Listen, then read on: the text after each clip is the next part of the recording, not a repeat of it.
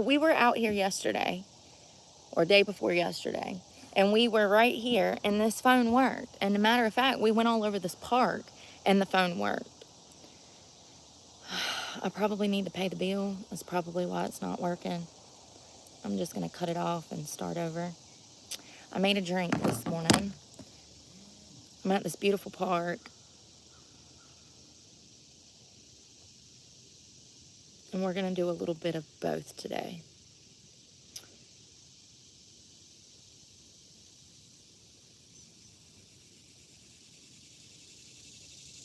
The Trump administration is starting to crumble.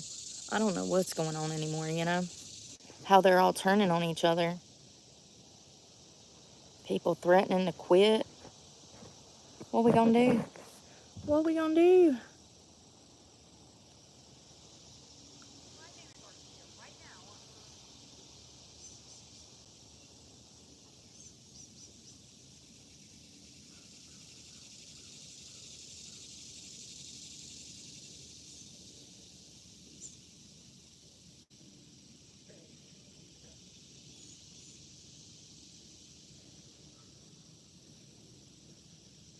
As you can see, it's already hot as hell out here. Good morning. It is. It is. It's okay. We're going to enjoy it. You're supposed to get about 20 to 30 minutes a day of sunshine, direct sunshine, so you can get proper vitamin D production. So, yeah. Then there's that. Most Americans are vitamin D deficient because they don't go outside enough, studies show. So it is okay. We'll get some needed sun.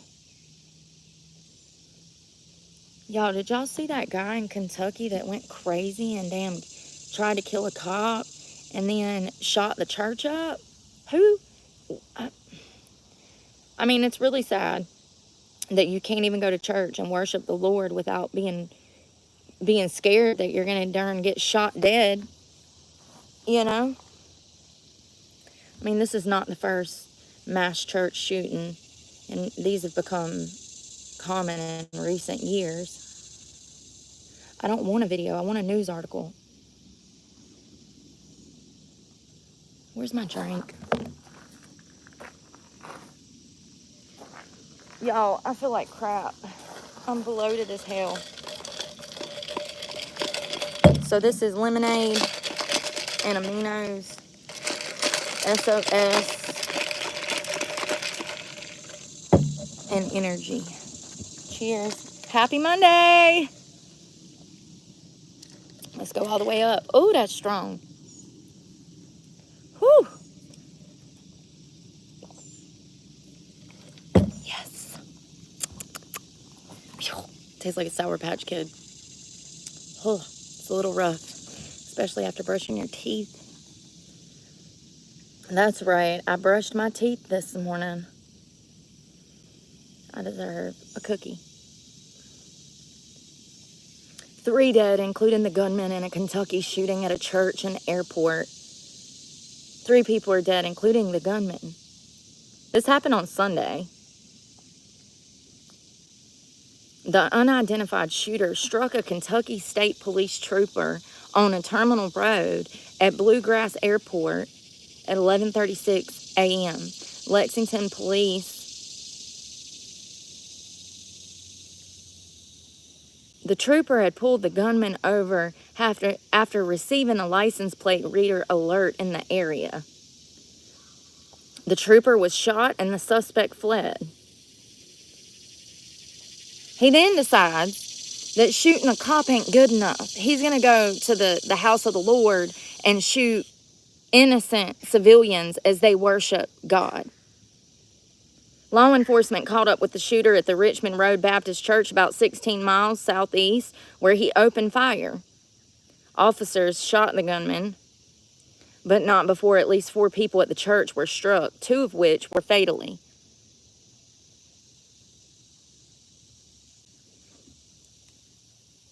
And it was 2 women that was shot dead in the church. I know, you can't even go to church anymore. Good morning, y'all. Yeah, Mondays do suck, especially when you're homeless.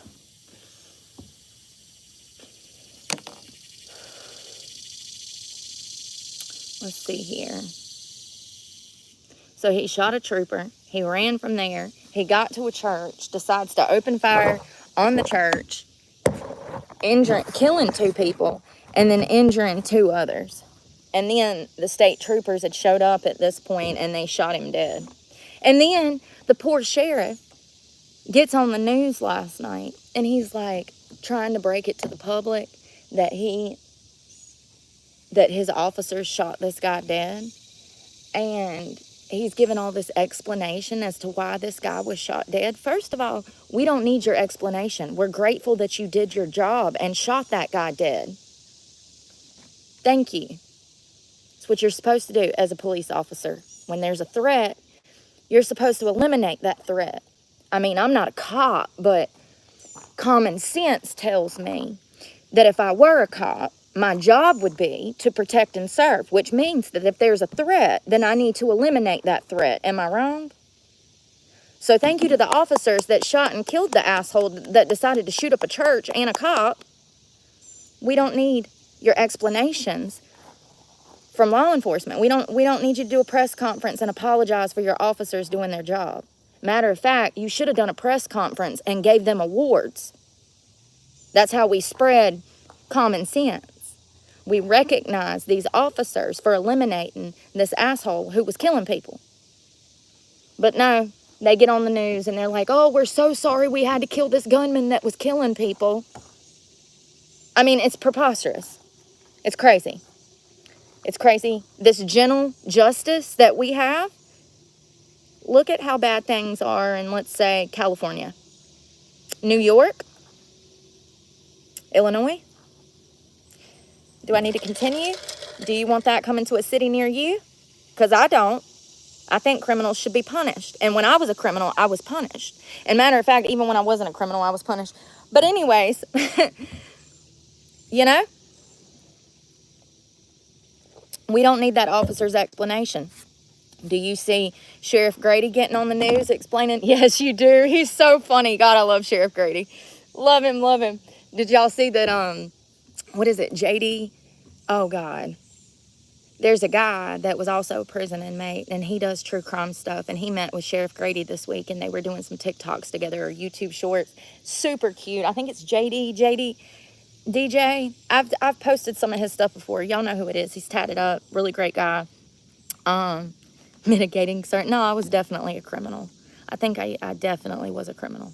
When you're doing drugs and your whole day is set up around buying drugs and getting the money for drugs, you absolutely are living a criminal lifestyle, and that's being a criminal. So I absolutely was when I was one, but, you know, it's been like 15 years, so it's exhausting to deal with people who still live in the past, and because they're not happy with themselves, they want to try to point out your faults. It's disturbing how unhappy people are. It really is. It's an epidemic. And matter of fact, I told you I was going to go cook and come back. Guess what I found? A statistic. I did. I found a statistic on why fat women are bitter. Yeah. Didn't you know it? There's actually been a study. I don't make the rules. I just collect the data. I was wondering if there was a psychological reason why women, and I'm specifically talking about women, because I've noted this behavior over and over. It doesn't matter if I go to a bank. It doesn't matter if I go into a restaurant where I'm a paying customer and I'm going to be giving somebody a tip. It doesn't matter. Anytime I get around women that are, say, over 160, 70 pounds, they start becoming petty. They become childish. They play these little games. And you can tell that they're not happy with themselves. They make these backhanded comments. They're really rude, or they try to belittle you. My favorite is when they try to act like you don't know what you're talking about, and you very clearly, maybe your job, let's say it's your job. Let's say you work in an office where you do collections, and you know you took somebody's money on collections. You know you got that bill money, and your coworker is trying to say that you messed up something to try to belittle you, to make you look dumb in front of the whole office. This is something that women who are obese, they sometimes fall into.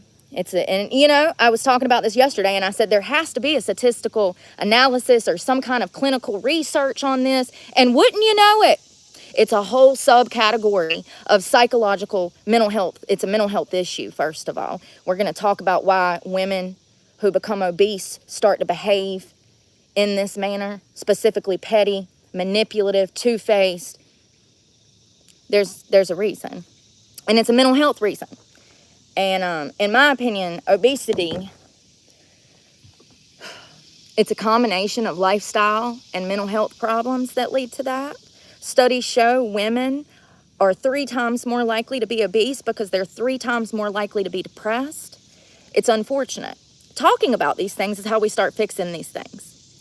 So I want to read some of this analysis because it's mind-blowing how much information there was on the psychological reasons for women being petty and bitter, okay?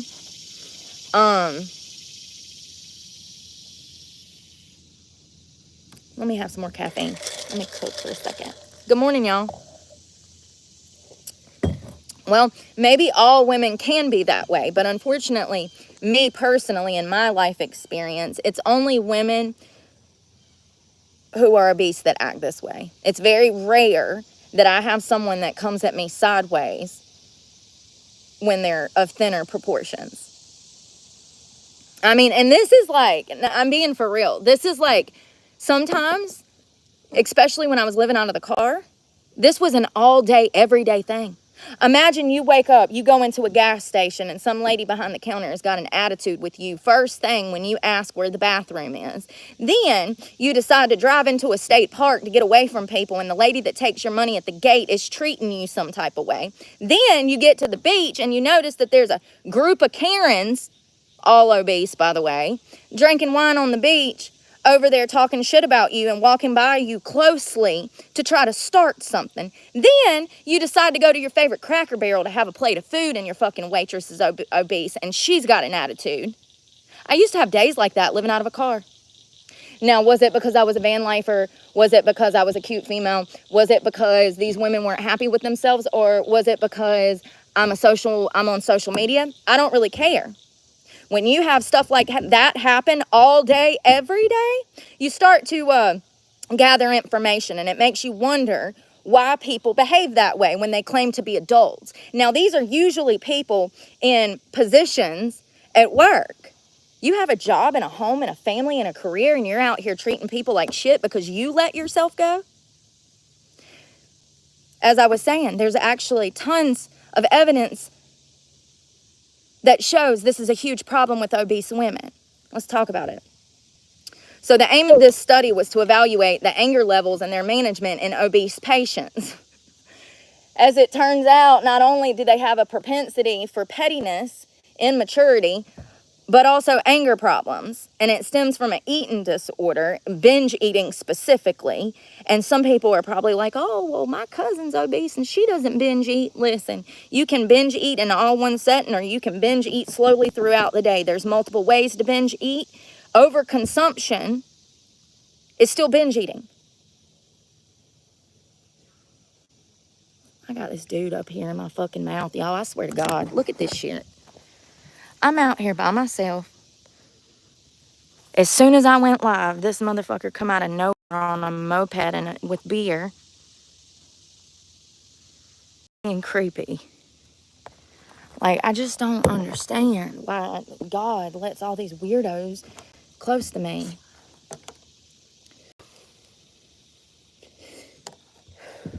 Going back to voyeurism, that's exactly what it is. You see that I'm out here minding my business. You know nobody else is here, so you want to roll up and just watch me from afar. It's creepy. Anyways, hold on one second. So personality traits in overweight and obese women, associations with BMI and eating behaviors. So this study aims to assess the extent to which personality traits are related to your BMI and eating behaviors in overweight and obese women. Now, your BMI is what dictates whether or not you're actually overweight. Your body mass index, we want to see it, this is saying anything over 30. I've read other reports, anything over 27 is like obese or overweight. The Neo 5-factor inventory was used to capture the 5 dimensions of personality: neuroticism, extraversion, openness to experience, agreeableness, and conscientiousness. Anthropometric measurements, weight, height, and BMI, were performed, and eating behaviors, cognitive dietary restraints, disinhibition, and susceptibility to hunger were measured by 3-factor eating questionnaire. So pretty much what it found was people who were more agreeable had less problems with eating more food. Hold on one second. A higher level of neuroticism was identified as a significant predictor of high score for cognitive dietary restraint, disinhibition, and susceptibility to hunger. Conscientiousness was also found to be a positive determinant of cognitive dietary restraint. So the more aware you are, the more conscious about what is healthy, what is not healthy, what you should be eating, what you shouldn't be eating, the more level of conscientiousness that patients had, the more restraint they had to binge eating and overeating, right? Also, patients that had higher levels of agreeableness predicted a lower score of susceptibility to hunger. So people who were more aware and had more agreeableness were able to control their hunger urges better than people who had lower conscientiousness and agreeableness. And this kind of ties into intelligence. It's a lack of intelligence. A lack of intelligence breeds unconscientiousness. A lack of intelligence makes you less aware.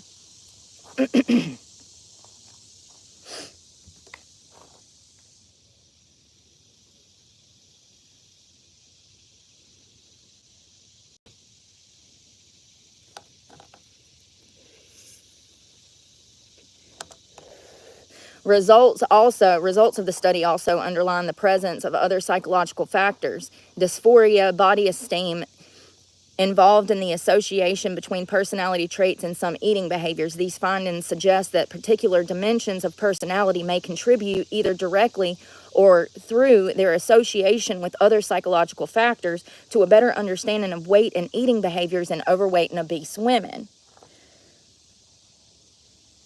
So they're saying that there's a multitude of reasons that women have obesity problems, but also they're saying that there's psychological factors. Some of the reasons that women, when they reach their, I'd say their 30s or so, they start to slow down. Maybe they've had children. Some of the reasons that women gain weight is estrogen and proestrogen balance. The female body tends to produce a lot of estrogen. Progesterone is a secondary hormone produced by the body to retain in the effects of estrogen. When these hormones are out of balance, estrogen dominance sinks, and a key culprit in the accumulation of stubborn thigh fat and the abundance of body fat tissue everywhere else. Commonly, the body can struggle maintaining a proper estrogen-proestrogen balance during puberty and again during premenopause and menopause, when progesterone production tends to decline more rapidly than estrogen. As a result, we often see our bodies storing more fat in our teens and increase weight gain as we age. Generally speaking, this path of hormone-linked weight gain is average for most women. However, certain lifestyles and dietary factors can also contribute to higher levels of estrogen. Those hormones, honey, I can't say them. And actually, a clean, whole food diet, a clean, whole food, no processed, no refined sugar diet is going to help those hormones work better in your body. So also a lower natural metabolism. That's right, we're all different. We really are. We're all different. And I think that they discovered like 400 genetic markers. I'm not a biologist. I don't even know if that's what that is, honey. They discovered like 400 genetic markers for obesity through lab studies. So there is, scientifically speaking, a reason genetically that people gain weight and retain weight, and it's harder for them to lose weight, and it has a lot to do with genetics, but also mental health. So yeah, it's, you know, some people are like, oh, I'm big bone, it's just the way my family was. They actually have a half of a leg to stand on, because there are over 400, I don't know what to call it, y'all, 400 genetic markers for obesity in humans. That means that they have a predisposition for obesity. So a lower natural metabolism,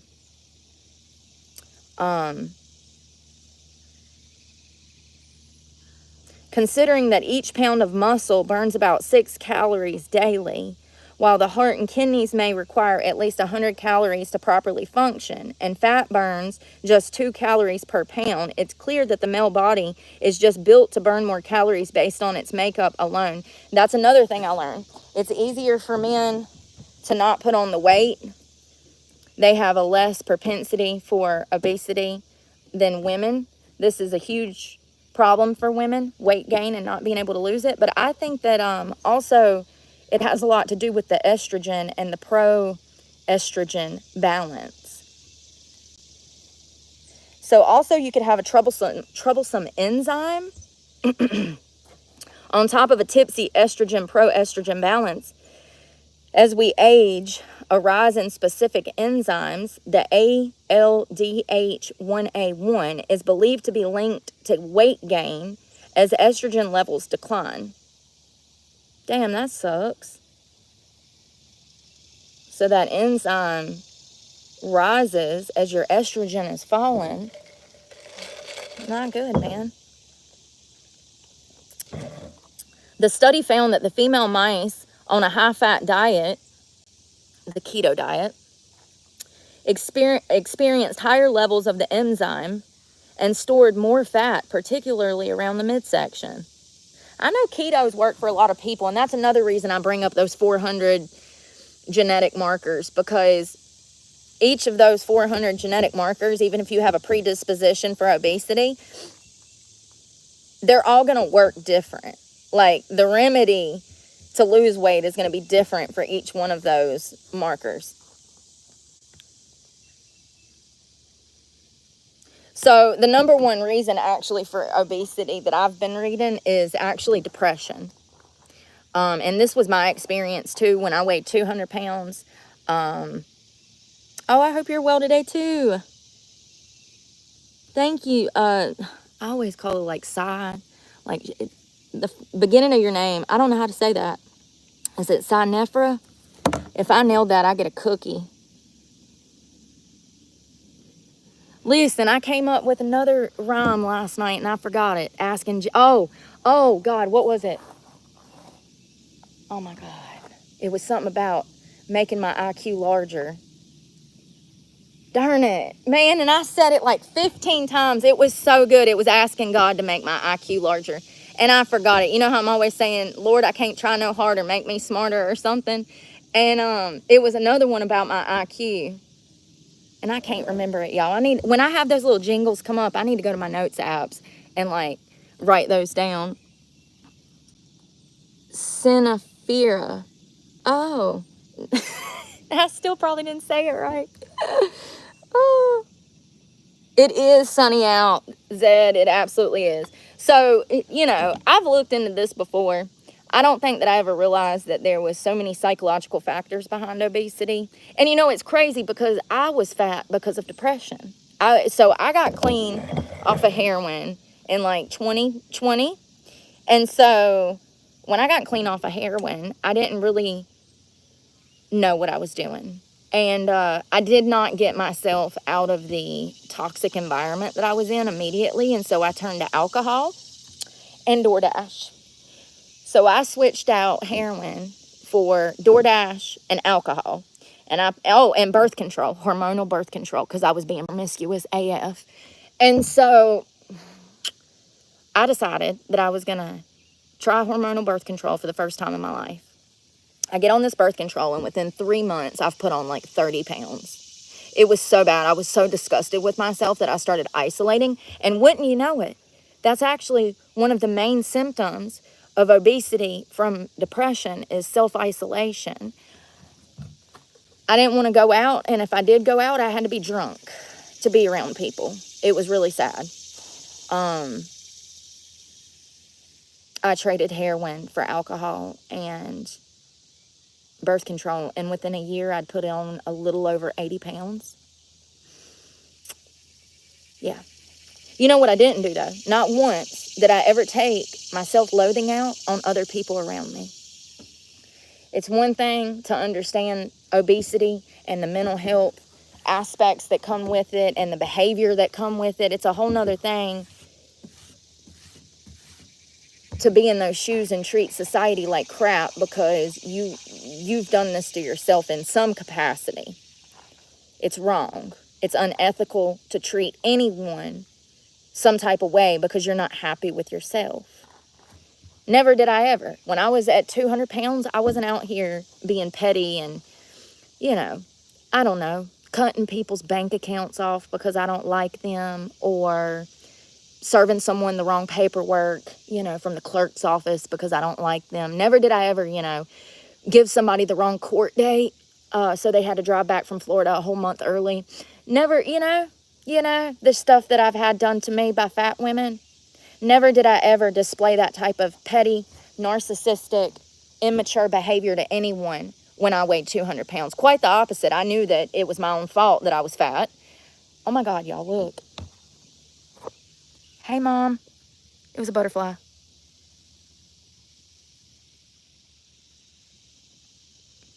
Oh, there's two.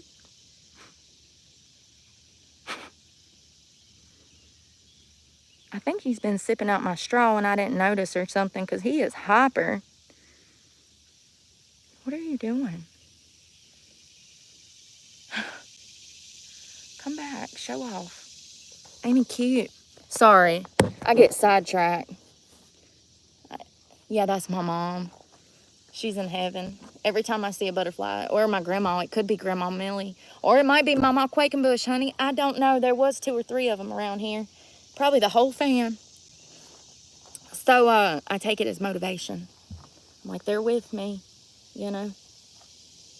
Yeah, so something that really struck me on all these studies that I was doing last night about obesity in women and psychological and mental health problems, on a global scale, studies show that women have higher levels of depression than men.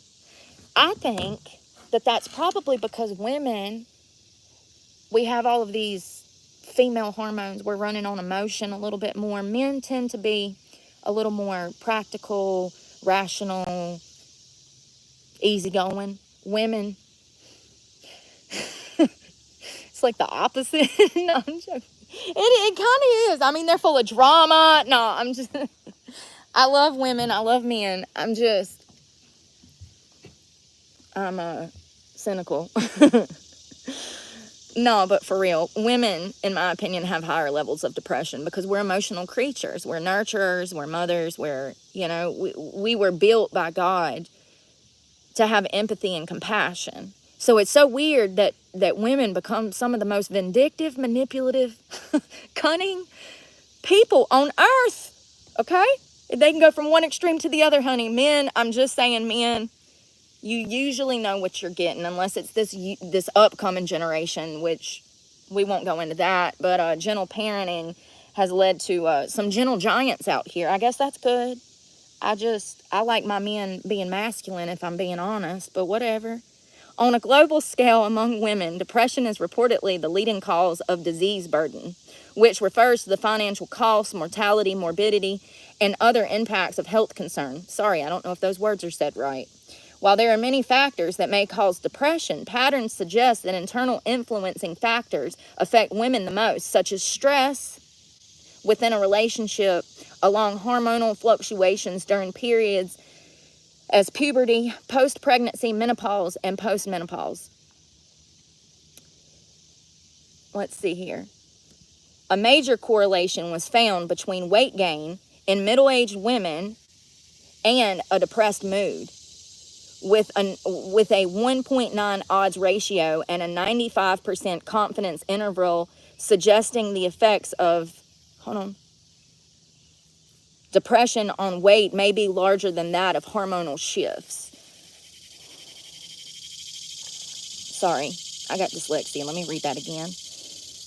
With a 1.9 odds ratio and a 95% confidence interval, suggesting that the effects of depression on weight may be larger than that of hormonal shifts. Okay. First of all, I want to say that you should love yourself no matter what. But I want people to love themselves so much that they cultivate themselves. I want people to be excited about their life tomorrow from their hard work today. I want people to want to thrive, because that's what we're supposed to be doing. We're supposed to be thriving, and none of us are. All of us are depressed. All of us are damn riddled with stress at the very least, from inflation and bills and rent and kids and groceries, and because God, you got to take out a second mortgage just to go to Walmart nowadays. I want people to start living life and thriving. You know, when I see people that, adult bullies out here, I don't take it personal. And now that I'm researching this a little bit more, I'm starting to understand people a little bit more. Even though I didn't behave that way, I could see how people could behave that way because of a lack of personal self-acceptance. And that's what I want people to do. I want them to love themselves, but I also want people to work on themselves in some capacity where it motivates them to be better for themselves, for their family. It sucks that so many people can't simply find the time just to invest 30 minutes into themselves because they're so busy with the rat race, taking care of a family, working a full-time job. And hell, you need 3 jobs to pay a mortgage nowadays. When do they have time? They really don't, and it sucks. And it's almost like a system that's been built by the government to enslave people. You work, you go to school, you take out college loans, you get married, you have some kids, you start paying into the system until you die.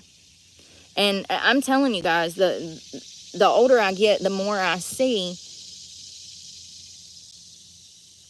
people aren't out here. I mean, I know it's Monday and people have to work and I'm a bum, but it's still a beautiful Monday morning, and you would think that there'd be people out here enjoying this lovely park on this beautiful, crisp morning. It was like 75 earlier, which was perfect. I'm just telling you that the culture of being outside, being physically active, and trying to take care of yourself through diet and exercise, it's something that feels like it's dying. Maybe it's just because I'm in this town where you don't see a lot of physical activity and there's not a lot of healthier food options. I want people to make small steps. I'm telling you, just getting out here in a park and walking for 30 minutes is going to make you feel so good, mentally, emotionally. And you do that for a year, just simply go to a park and walk. You'll be surprised at how those simple, small steps lead to a whole new life. I promise you. Fitness will never fail you. Your ex will fail you. Your current boyfriend might fail you. Fitness will never fail you. As a matter of fact, even if you break up with it and come crawling back like you're a crappy ex-girlfriend, fitness will be there for you. And this is talking about, everybody's body is unique. First, people need to practice self-love and acceptance no matter what the scale reads. Your body has done incredible things in its lifetime, and it's carried you through some of the momentous times. Once you're able to accept and appreciate your body for all that it does for you, you can shift your mindset to showing it some physical support by developing your own body goals. And those have to be realistic. You can't go from 300 pounds down to 100 pounds, honey. It don't work like that. I mean, you can, but you're going to look crazy and they're going to swear you have a drug problem. Ask me how I know. Remember when I was real skinny in 23? I have on a nicotine patch, but I need to switch it out. So I want to talk about why the weight gain is different for men and women. Patterns of weight loss and gain tend to vary between the sexes due to architectural differences in the brain. Tailoring the treatment of obesity and weight gain based on sex could make it more effective. Therapies that concentrate on hormonal and genetic variables may be more helpful in treating women. Drugs that target appetite and energy balance may be... Listen, let me tell you something. I am not a medical professional, but I do not think that people need weight loss drugs. Sorry, not sorry. I think that all of those people that are on that medication are going to have severe gastrointestinal issues in the future, along with stomach issues, and Lord forbid, maybe kidney and liver issues. That's my prediction. I'm predicting that anyone who takes Ozempic, Wegovy, whatever you want to call it, I'm predicting that they're going to have massive internal gastrointestinal issues and stomach issues in the future. Massive lawsuits. That's my prediction. Why? How long did it take to develop? Not long. It hit the market and it hit the whole world like overnight. Once again, in my opinion, it's like the COVID vaccine. They didn't take enough time to study it, test it.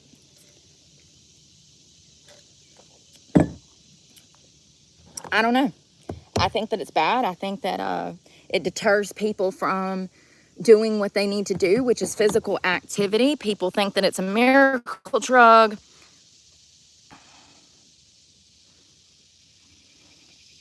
People think that it's a miracle drug, and it deters them from actually putting in hard work in the gym. I just don't know. I don't like it. I don't like it at all. And look how crazy people look when they've been on it for a while, like Oprah and Nicole Kidman. They look crazy.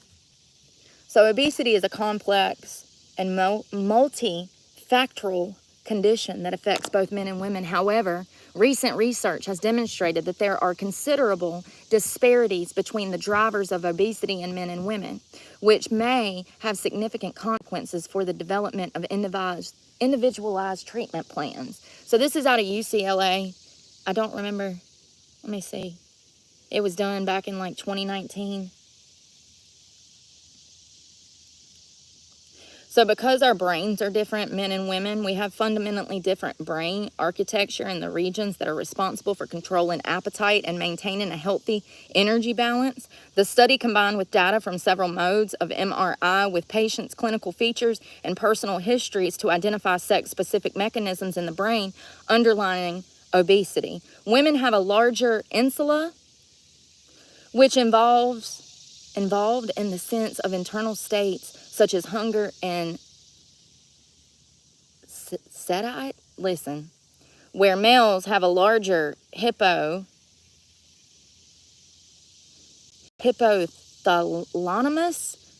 and amygdala, which are related to hunger and the reward system, respectively. And I'm always talking about the reward system in the brain. Y'all, I need a clip. It's hot. My hair's sticking to the nape of my neck. I don't like that. Nope.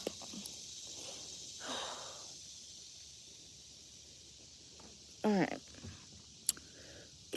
The reward center. The study showed that women's obesity trends tend to be linked to emotionally related and compulsive eating, while men's eating behaviors is more of an affected by gut sensations and visceral responses such as abdominal discomfort. So this makes perfect sense because women operate under emotion and men are more practical. And so it makes perfect sense why we see a lot of emotional obesity. It's they're eating the emotions. Let's see.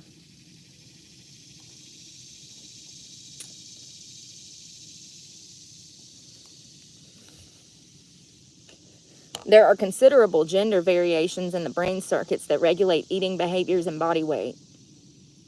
Researchers discovered that male and female mice have distinct populations of neurons in the hypothalamus, I'll try it again, which is the region of the brain that regulates appetite and the maintenance of healthy energy balance. Furthermore, these differences have the potential to influence feeding behavior as well as body weight. The inability to handle significant cognitive loads leads to less cognitive constraints and more anxiety, which in turn causes uncontrolled eating behaviors. This issue is more common in females than it is men. So this is saying that women eat their emotions. Okay? That's what the studies show. It's a lack of control.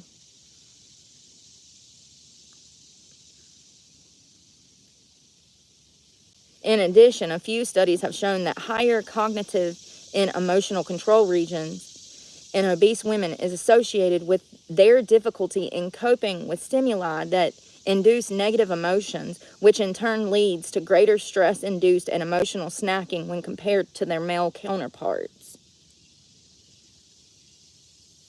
So it is a lack of emotional control.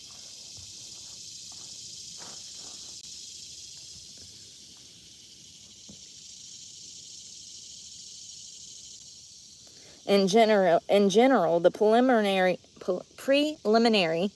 data imply that obese women are more susceptible to food cravings, especially during menstruation. This can make it difficult for women to diet and lose weight, since they may be more likely to give in to their cravings.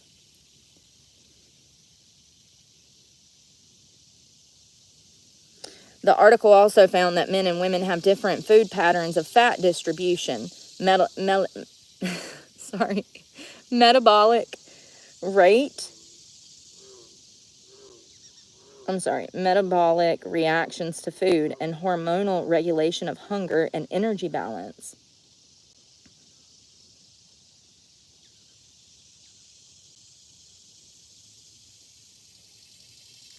The scientists came to the conclusion that it is necessary to have an awareness of these disparities between the sexes in order to design personalized treatment plans for obesity patients.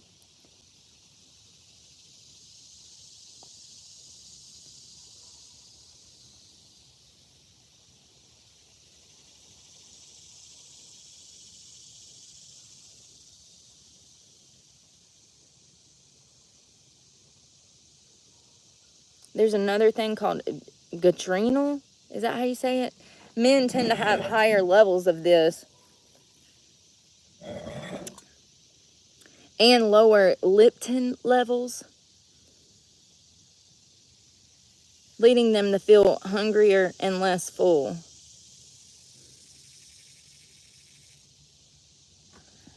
Some of these studies, ow, something bit me.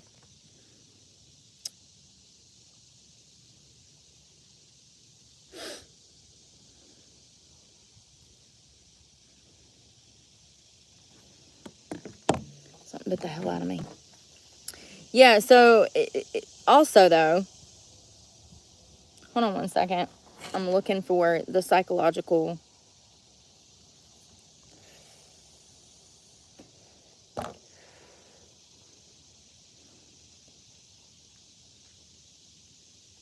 Oh yeah, this is why obesity is getting so bad. In the 1950s, fast food restaurants offered one portion size. Today, portion sizes have ballooned, a trend that has spilled over into many other foods, from cookies and popcorn to sandwiches and steak. A typical serving of French fries from McDonald's contains 3 times more calories than when the franchise began. A single supersized meal contains 1,500 to 2,000 calories, all the calories that most people need for That is all the calories that most people need for an entire day.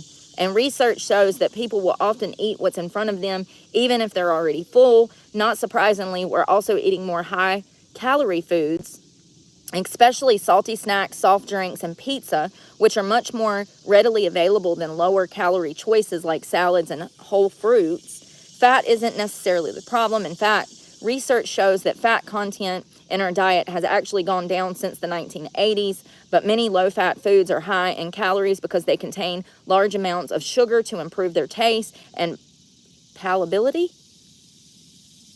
You know, this is from Harvard, by the way, before their brain rotted.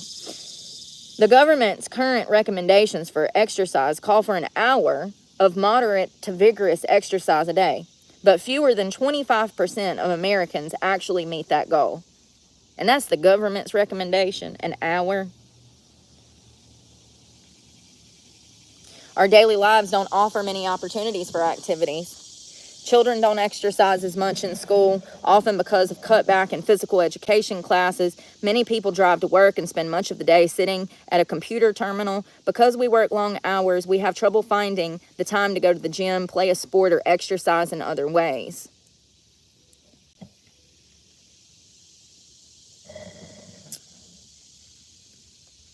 The average American watches about 4 hours of television per day, a habit that's been linked to overweight or obesity in a number of studies.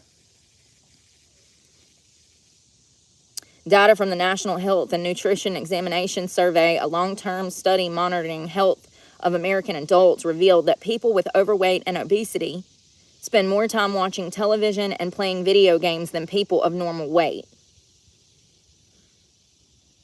Watching television more than 2 hours a day also raises the risk of overweight in children, even those as young as 3 years old.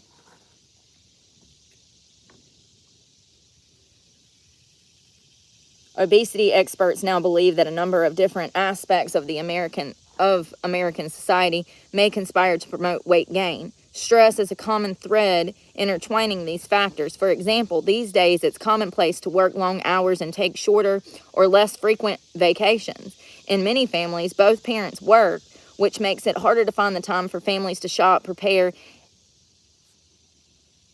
eat healthy foods together.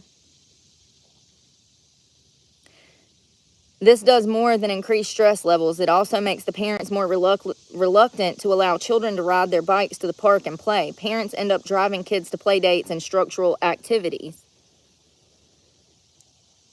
which means less activities for the kids and more stress for the parents. Time pressures, whether for school, work, or family obligations, often lead to people to eat on the run and to sacrifice sleep, both of which can contribute to weight gain.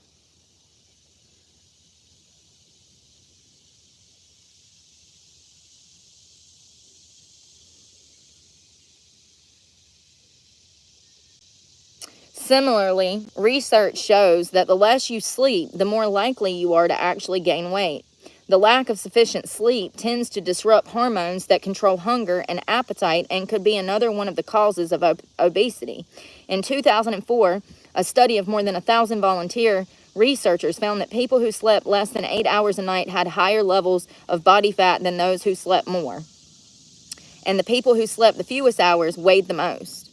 Jesus. Well, you're going to be up eating more when you're not sleeping.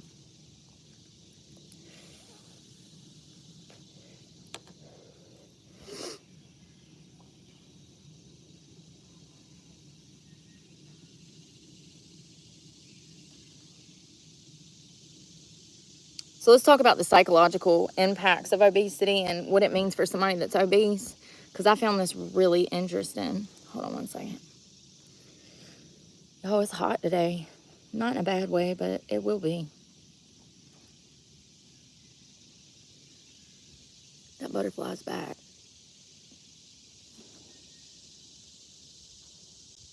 Come here, buddy. Come here. I don't know what he's doing. It's cute, though. Turn this. This is from the National Library of Medicine. Obesity is a complex health condition that not only impacts physical health, but also has significant psychological consequences. Carrying excessive weight can lead to a range of mental health issues, from low self-esteem and body image problems to depression and anxiety. The stigma and discrimination often... Oh, nope. Let's see. What in the hell, y'all?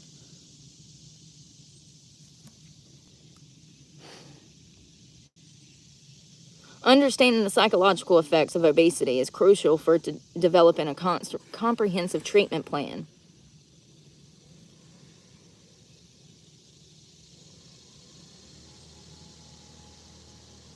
In 2022, obesity had reached pandemic proportions, with 1 in 8 people worldwide living with the condition. The prevalence of obesity has increased significantly since 1990.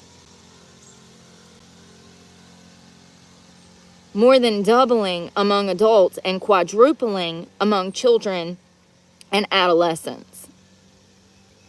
In 2022, an estimated 2.5 billion adults aged 18 or over were overweight, with 890 million of them living with obesity. This translates to 43% of adults being overweight and 16% living with obesity. That's like 69% of people either obese or overweight. 43% is overweight and 16% is living with obesity. This is a huge problem. People are literally dying. The childhood obesity crisis is also alarming. In 2022, 37 million children under 5 were overweight. The situation is even more dire for older children and adolescents aged 5 to 19, with over 390 million children being overweight, including 160 million living with obesity. And let me tell you about something, childhood obesity. They don't, by the time they're in their 20s, they start to have health problems. And then by the time they're in their 30s, they need medication. And by the time they're in their 40s, they can't even take care of themselves. And that's if they're lucky. See, these eating patterns that parents put on their children, they carry with them for the rest of their life. And a lot of these children, a lot of these 390 plus 160 million, a lot of those children are going to end up in an early grave because of childhood abuse. This is abuse. I want to be clear. Overfeeding your child to the point that they are obese is abuse. And overweight. You know what happened when I gained too much weight when I was a kid? My parents put locks on the cabinets. Thank God for that. Because look at me now. I have a natural cutoff mechanism. I can control my eating habits. That's what discipline does to a young developing brain. Take the chips, take the soda. And you know, I guess a lot of parents get intimidated to do that because maybe they don't understand that you can make gradual changes. Maybe on Monday, you sprinkle in some broccoli into the mac and cheese. Maybe on Tuesday, instead of taking them for ice cream, you take them for damn sherbet, which is healthier. And they probably got ice cream places now that are much better, healthier for you. But you get what I'm saying. And then on Friday, instead of instead of a Lunchable, you introduce some kind of sandwich that's much better or something. I don't know. But little slow changes in the diet is going to help in the long run. And introducing things slowly is the best way to do that. And not just switch everything up. That's going to actually probably cause mass panic. The kids are going to freak.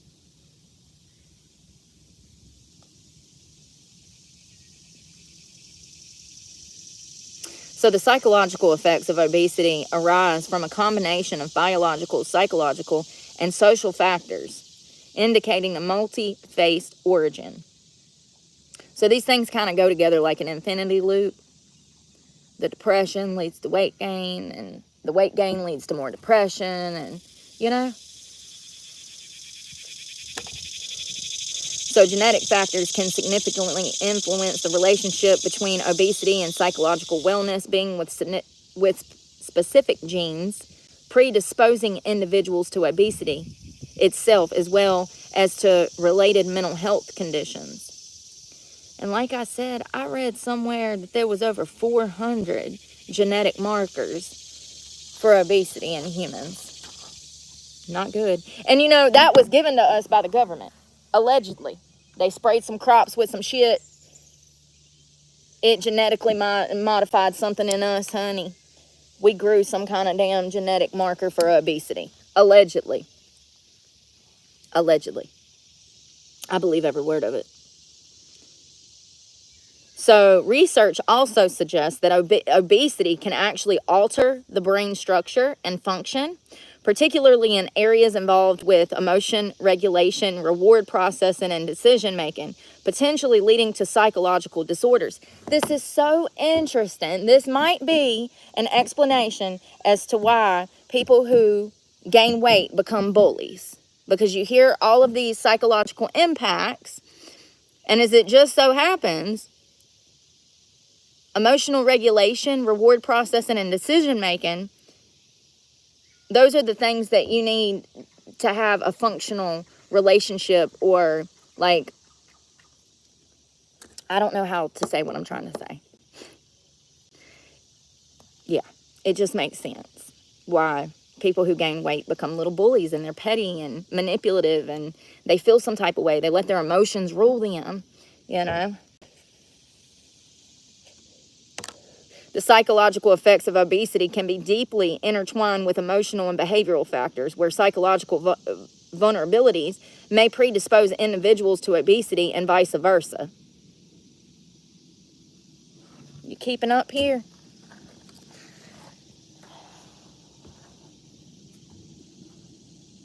It's just, in my opinion, this fat movement was just as bad as the LGBTQ+. They wanted us to believe their delusions, and if we didn't, then we were the bad guy for saying the word fat, and it's crazy. It's crazy.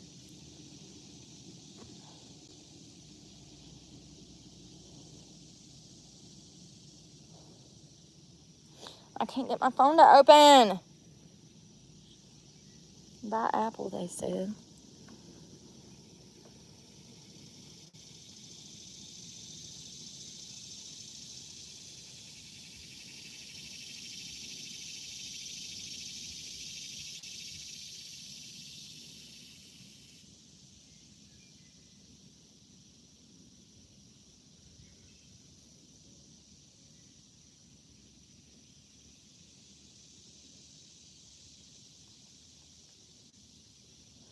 Additionally, body image dissatisfaction is a crucial psychological factor. Societal pressure to adhere to a specific body standards can lead to a negative self-image and low self-esteem among individuals with obesity. And this is another reason that we would see women getting petty and making backhanded comments and trying to start drama, because they're simply not happy with themselves, and we all know that miserable people love company, okay? Makes perfect sense. Ultimately, these biological, psychological, and social factors can create a vicious cycle, perpetuating and amplifying the psychological effects of obesity. Individuals living with obesity have an 18 to 55% increased odds of developing depression. Holy shit. While the risk of being classified as having obesity in people with depression is increased 37 to 58%.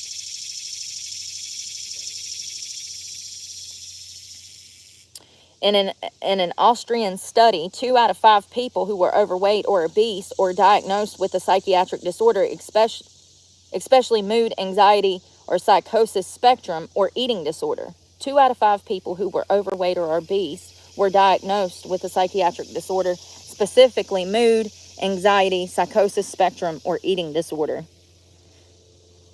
The global burden of both obesity and mood disorders, including anxiety and depressive disorders, has increased substantially between 2010 and 2021. The age-standardized daily rates for anxiety disorders and depressive disorders increased by 16 and 16% during this period.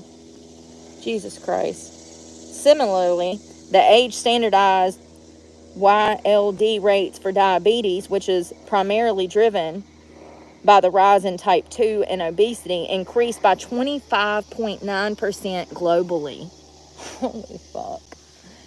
They're making y'all sick to make money off of y'all. Listen to me. What's it gonna hurt if you take my advice? What's the worst case scenario? You take my advice and, yeah, get outside. Go to a gym. Take a swim class. I don't know. What's it gonna hurt? This is crazy. 25.9% globally.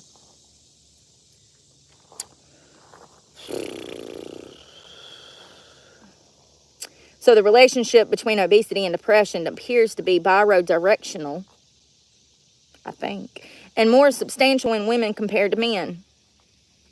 In the U.S., younger individuals, non-Hispanic whites, and those with higher educational attainment show a stronger association between obesity and mood disorders. That was another thing. The higher level of education, the less likely to be obese. It just plays into my theory that the government is trying to enslave the people, okay? Because the people are retarded. So am I. It's okay. It's okay. I got a helmet somewhere. It's okay. Yeah,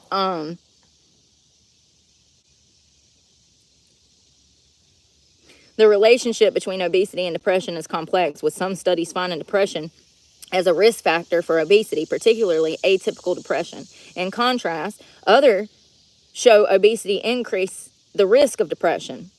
I think they go hand in hand. I think it's going to be different for each patient. I think if somebody already has depression and then they start to put on weight, it's going to make them more depressed. And I think that if somebody has been of normal weight, normal BMI most of their life, and then they start to put on weight, it's going to make them depressed. It's just, you know, I know that they wanted to push this fat positive movement, but the truth is there's nothing happy about being so big that you can't enjoy life. It was all a lie. If Lizzo was so happy weighing what she did, then why did she lose 100 pounds? You know, if Jelly Roll was so happy, why did he lose 100 pounds? It's clearly obesity. That extra fat on your body is literally a slow and silent killer. It's like two hands around your throat. It's not good. I am glad to see the West, kind of the conservative party, trying to push a healthier lifestyle, specifically RFK. I am grateful for that, but I think people need to wake up and realize that these walls have been built to entrap us. Okay, is that the word? The walls have been built to enslave us, honey.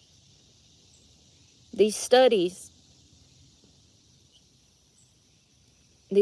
show that obesity is a killer.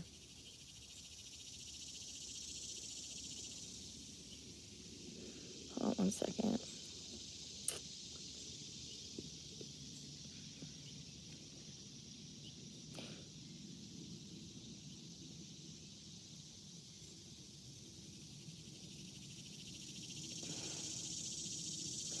I definitely want to talk about the stats on childhood obesity, since I'm talking about this today. And we've talked about childhood obesity a little bit, but it's just, it's bad out here, y'all. It's real bad. Real bad.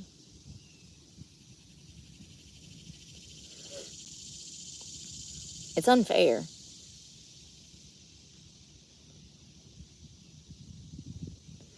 I can't see. We're going to have a good day. I got a lunch. I got a fancy lunch to show y'all later. I hope it stays cool. We're having tuna tartare with sprouts on crackers and a ham and cheese sandwich. Oh, and what else I got? Protein.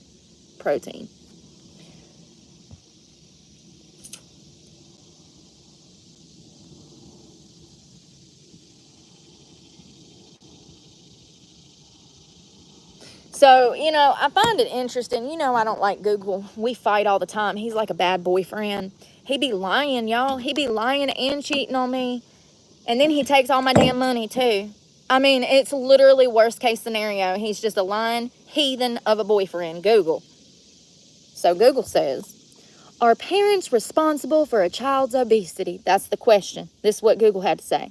While parents play a significant role in shaping children's eating habits and activity levels, it's not accurate to say that they are solely responsible for childhood obesity. Listen, I'm not a very smart woman, and they said I'm not allowed to have children, so, you know, I'm just going to throw my 2 cents in here anyway, since I'm the idiot that shouldn't have children. Absolutely not. The parents are solely responsible. Let me tell you why. Because an 8-year-old can't go sign a check, honey. An 8-year-old can't go rent a car. An 8-year-old can't go get an Airbnb. So why do we think that it is safe and stable, long term, for a child to pick their meal and for a child to overstuff themselves? The parent has control over the household. That's why they're called the parents, and they're not a sibling, okay? So the parents, ultimately, when I see a child that is overweight, I usually see a parent that's overweight as well. That tells me that there's a lack of control in the home. There's clearly some abuse going on, in my opinion. 20 years from now, when overfeeding your child and causing your child to have health problems, leading your child to a slow death, 20 years from now, it will be recognized as abuse. I'm ahead of the curve. Parents have control over what goes in the cabinet because the parent buys the food. No 7, 8-year-old is going to the grocery store, loading up their bicycle with Oreos and soda. No, the parents do that. The parents work, pick the kids up from school, and swing through Walmart, honey. And the parents put shit in the buggies, okay? If you already have a child that's obese and your child wants a snack, Mommy, I want these Oreos, you simply say no. And you say, guess what, son? There's a whole sugar-free section of Oreos over here. Let's try these. That's what I said by slowly interject and slowly introduce new items. You know, if you know that they like oatmeal raisin cookies, go find you some damn sugar-free oatmeal raisin cookies and put them a few on a plate, and don't even tell them they're damn sugar-free, honey. If you're going to be a parent, you got to be smarter than that. Damn, learn how to damn bake you some damn squash and zucchini to throw up in some pasta. Like, I don't understand where this gentle parenting come from. And now we got Google out here wiping parents' asses by trying to make parents feel better when they're solely responsible for their child being overweight. They are solely responsible. Why? Principle. They bought the food, they put the food in the house, and they allowed the child to eat it. It's funny, though, because when you scroll down, Google contradicts themselves, as they always do. Parents' own eating habits, same post. First you say it's not accurate to say that the parents are responsible. Bullshit. Parents' own eating habits and their physical activity levels significantly impact children's behaviors. I love how they throw that in there. You know why they threw that in there? Because there's a statistical study that shows that the parents' lifestyle choices and food choices directly impacts the child. But Google don't want to tell you that because Google operates on feelings instead of facts.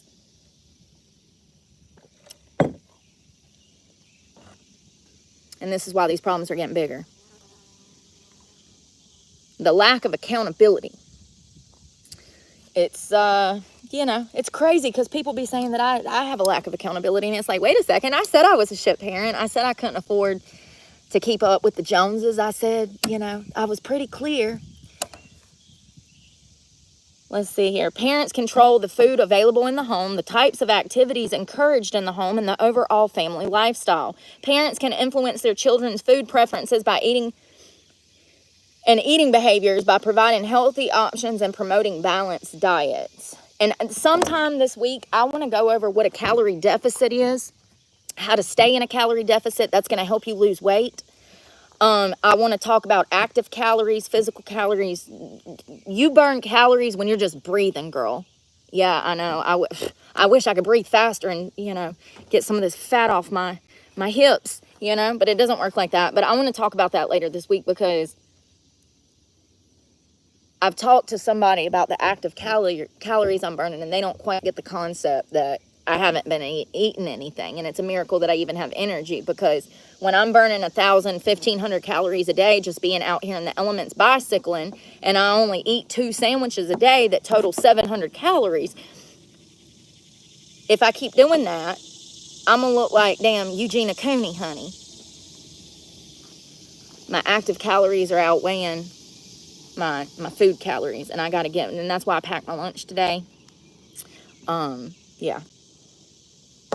I got to get my appetite up.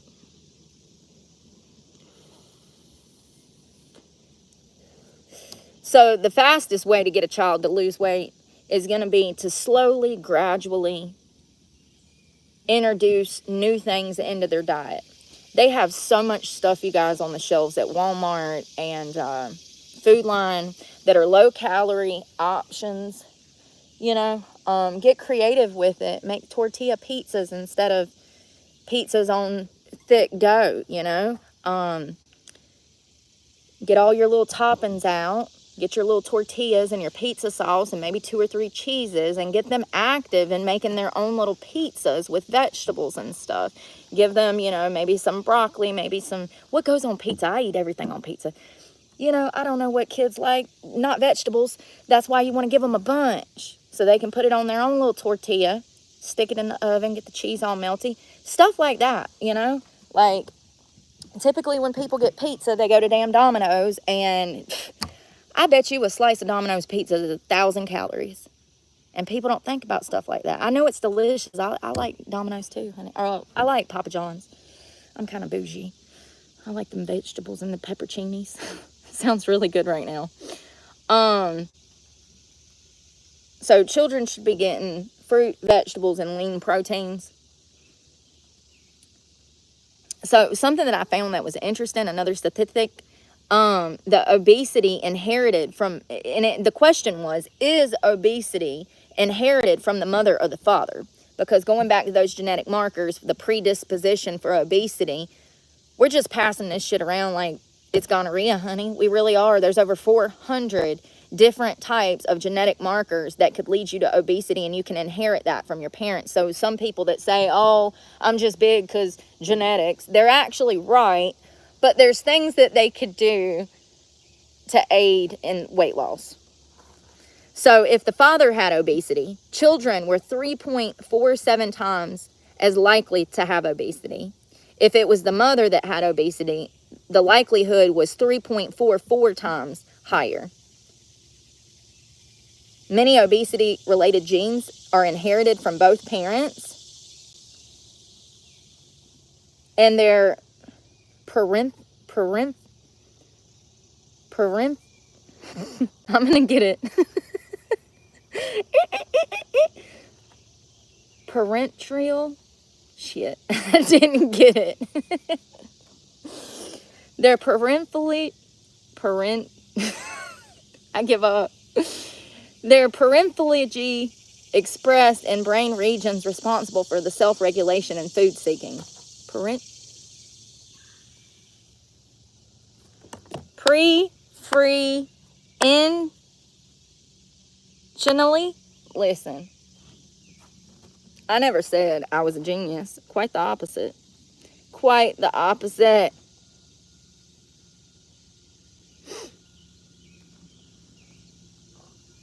You know, and another thing, unlike most adults, children do not get to make the decision about where they live. They don't. So to say that the parents are not responsible for a child being overweight, it's just, it's a no-brainer. Screw your feelings, you're killing your kid. Like, come on, man. It's crazy. A child can't choose to leave that situation. And they can't choose to eat the food that they necessarily want unless it's that type of household. But more often than not, the parents buy the food and the children eat the food from the home. So a good thing to do, the WHO, the World Health Organization, who we don't really trust anymore. This is an old article, by the way, 2008. 2008. That was before 2009. That's really when the switch happened. I can't really explain. I just know something happened and the world changed in 2009. The WHO recommends limiting portion sizes, increase consumption of fruit, vegetables, as well as grains and nuts, limit energy intake from total fats, and shift fat consumption away from saturated fats to unsaturated fats, limit the intake of sugar, and at least an hour of moderate to vigorous, intense activity a day. Childhood obesity is one of the most serious public health challenges of the 21st century. The problem is global as it is steadily affecting many low and middle income countries, particularly in urban settings. And here's the thing. If we have communities of people that are living in poverty,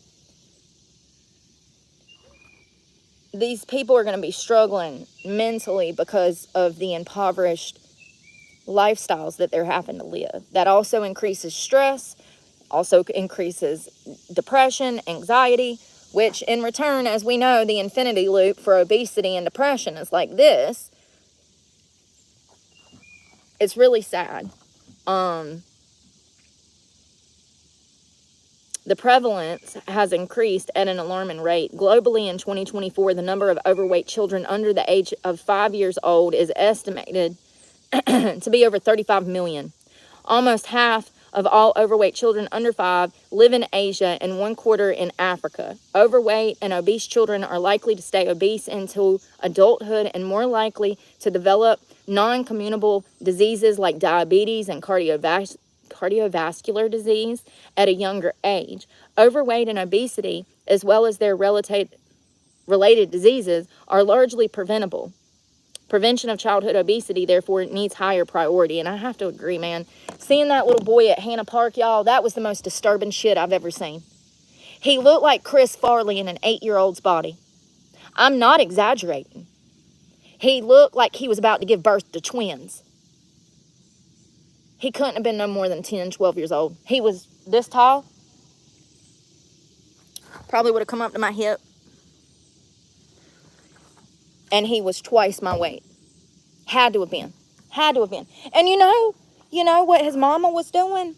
She was yelling at him, telling him to hurry his ass up and get in the car. Ma'am, he physically can't. And of course, her ass weighed about 400 pounds too. That poor little boy is going to have a hard life. He'll never have a normal life. He already hasn't. Do you know how much he's bullied at school? I do. I was a fat kid. So, I mean, it's just fucked up, okay? One day it will be recognized as abuse. In 2011 to 2014, 24.4% of African adolescent girls were obese. I thought they had a problem with starvation in Africa. Joking. Black and Latino youths have a substantially higher rates of overweight and obesity than their white peers. In 2011 and 2012, 22% of Latino children and 20% of black children had obesity compared to 14% of white children. An overweight adolescent has a 70% chance of becoming an overweight, obese adult.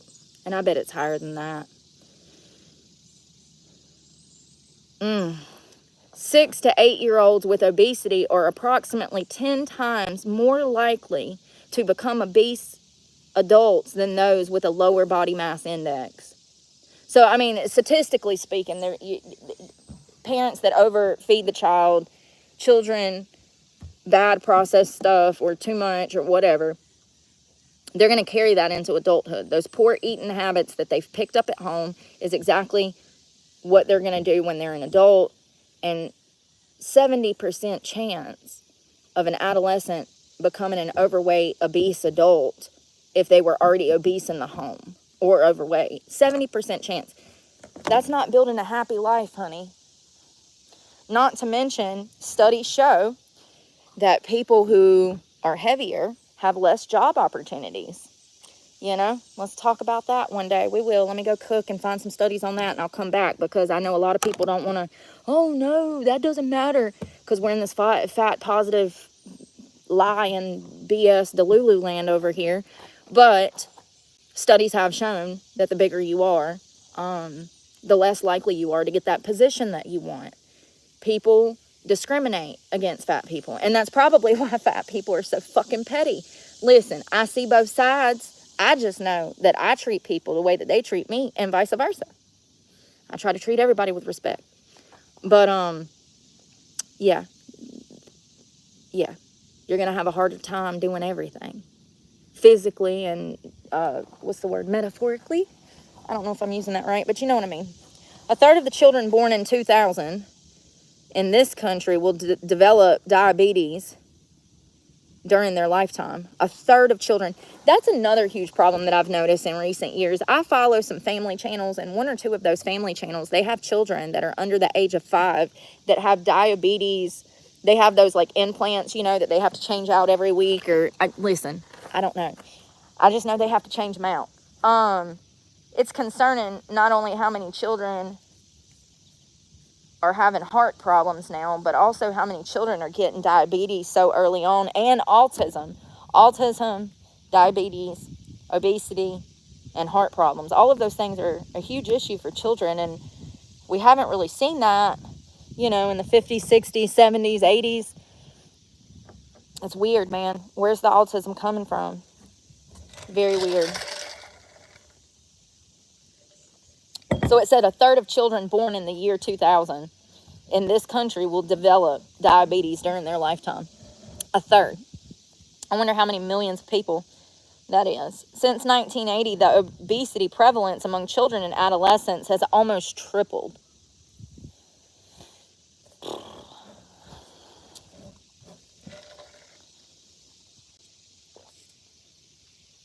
More than 1 in 4 17 to 24-year-olds in the United States are now too heavy to serve in the military, a development that retired military leaders say endangers national security.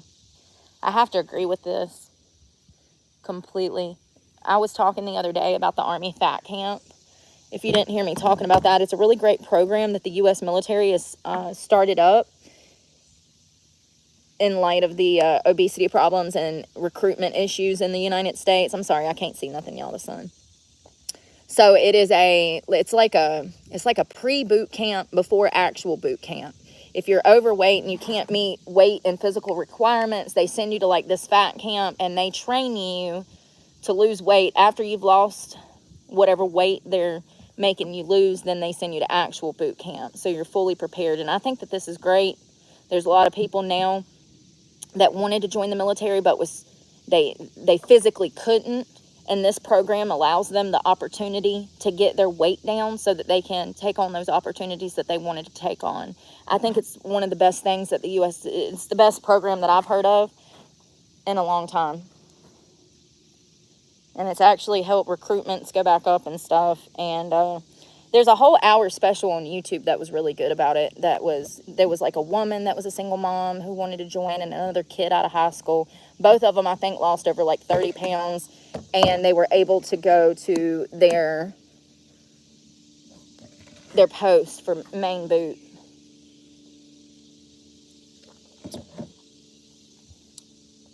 Children with obesity are already demonstrating cardiovascular risk factors typically not seen until adulthood.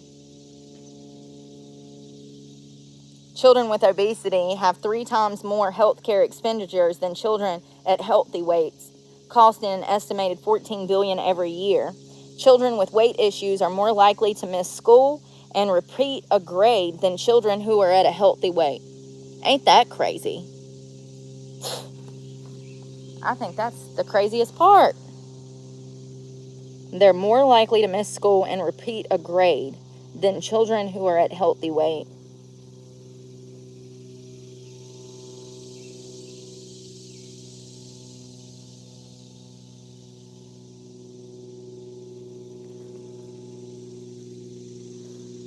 Damn.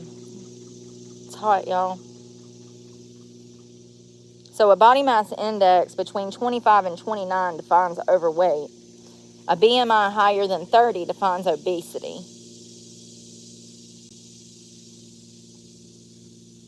I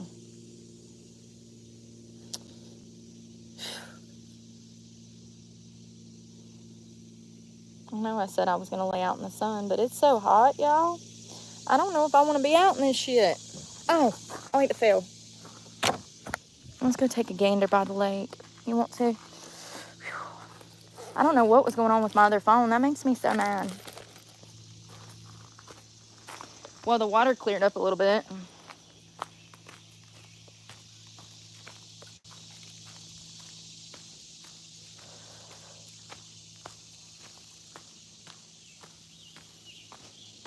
It still looks like something would crawl out of there and bite you.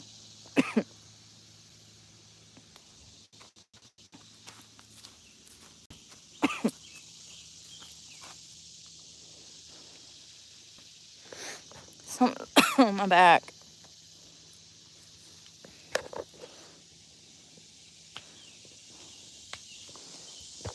I have pee.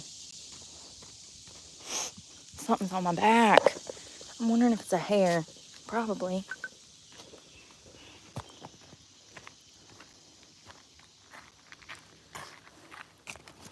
When I get up here to this bathroom, I'll read the comments. I can't see out here.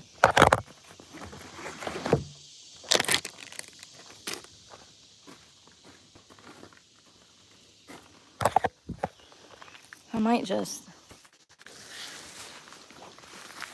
leave that and carry this. I don't feel like getting on my bike. To be honest, I'm sore as hell. My shorts are wet from just sitting on that bench. Ain't that crazy? Because it's so hot. Oh, thank you, Loyalty. Loyalty, good morning. Happy Monday. Yeah, I got up to, I don't know, 150 or something at some point when I was a kid, or maybe like 130, 140. I don't remember. I just know I was big as hell. And my parents, they damn put locks on the cabinets. Sure did. God, this bag is heavy. Shit. I'm not feeling good at all. My PMDD, this time of the month, I can barely walk at all.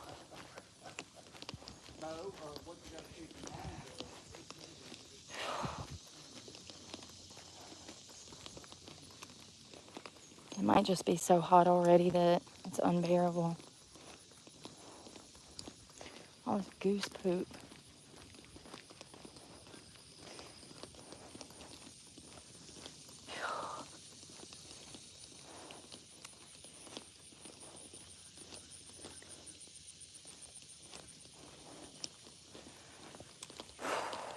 It's a workout.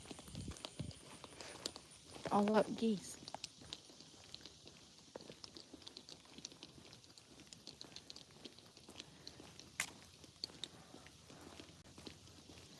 Hello. You have something on your mouth. Something on your face. He did. My head is killing me, y'all. Yeah, I think I need to lay my ass on the ground. I'm not feeling good at all.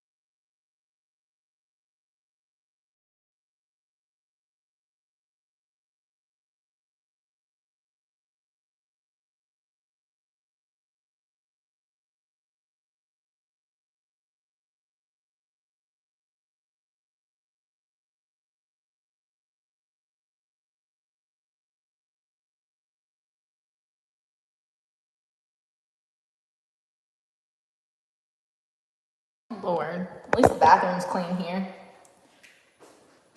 Yeah, I think I'm gonna lay my ass on the ground, y'all. I need to fix this tan. Something is on my back. I need to fix this tan.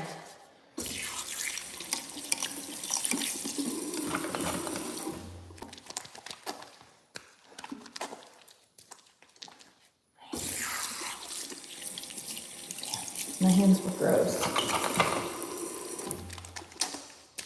My face in. Yeah, I know. Losers will be losers.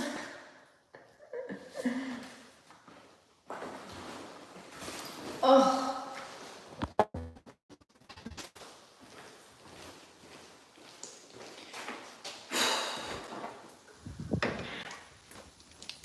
I might actually come down here, y'all. I'm gonna come down here. I can lay my blanket right here. We'll be right next to the pond, and I get service. I'm not carrying this bag back up there. I am gonna take my phones. Yeah, I'm gonna lay. I don't feel good at all. If I'm just being honest, I feel like shit. The past 2 days, I didn't even want to like go live. I've just felt so bad. But you know, your girl still has bills, so she's got to show up even when she don't want to. I love you guys and all, but some days it's when I'm going through these premenstrual dysphoric disorder.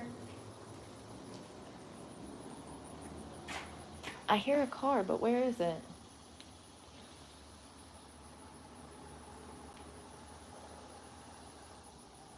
That's weird.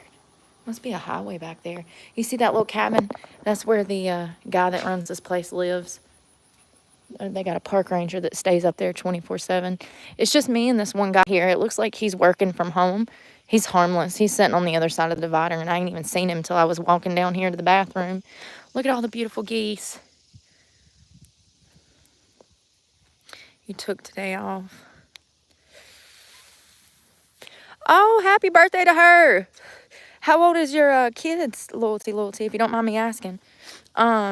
Congratulations. I bet that'll be fun. I bet they're loving, well, it is summer. I started to say, oh, she got to skip school. Lord have mercy. You can tell I don't have children. It's summertime. Most of them are out of school. I'm like, oh, wow, she gets to skip school and go to Six Flags. No, it's summer, you dummy. I bet she's going to love that. All her little friends, too. Man, I never got to spend the night at nobody's house. Nobody ever come over to my house. I had one friend when I worked at Sonic. My mama and daddy would let her come over. Her name was Jessie. I've talked about her before. She was great. Her family was even... Her parents were the opposite of my parents. They were more like free-loving, hippie, like biker type of people. And they were just so laid back and chill. And they just let Jessie do whatever she want. Jessie be like, hey, Mom, I'm going to take the keys and go. And her mom would be like, okay, sure. Be safe. I wish I would have told my mama, hey, Mom, I'm going to take the keys. She would have been like, here's your teeth. Like, you know? Like, absolutely not. My parents wouldn't let me damn do nothing like that. Take the car and go hang out with my friends? Are you kidding? That's a death sentence in my home. My parents would damn behead you for just asking a stupid question like that. Smack you in the face. What the hell's wrong with you? You've been smoking dope. Like, seriously. They would. I remember shrugging my shoulders. Your parents ever interrogating you? And you're like, I don't know. Hold on, let me get in my kid mode. Your parents are interrogating you. That's them standing over you. And they're asking you a question and you're crying and you're scared. And they ask you a question and you shrug your shoulders like this. That was a definitive hand to the face in my home. Could you try again? Definitive, you were getting smacked in the face. You were not allowed to shrug in our home. You know, the whole, I don't know. Yeah, no, you couldn't do that. That's probably why I can't shut up now, because Daddy always said I had to, you know, speak. Okay, let's go up here. Let's see here. 3 girls, 13, 15, and 17. Oh, you're going through it, girl.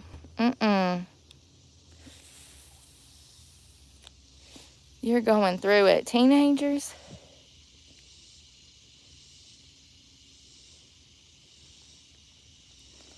Oh, look, we got somebody that wants to see me naked. Lord have mercy. I'm sorry, Shannon Thomas. My 8-year-old has autism since he was born. Is it a bad form of autism? Because I know the spectrum.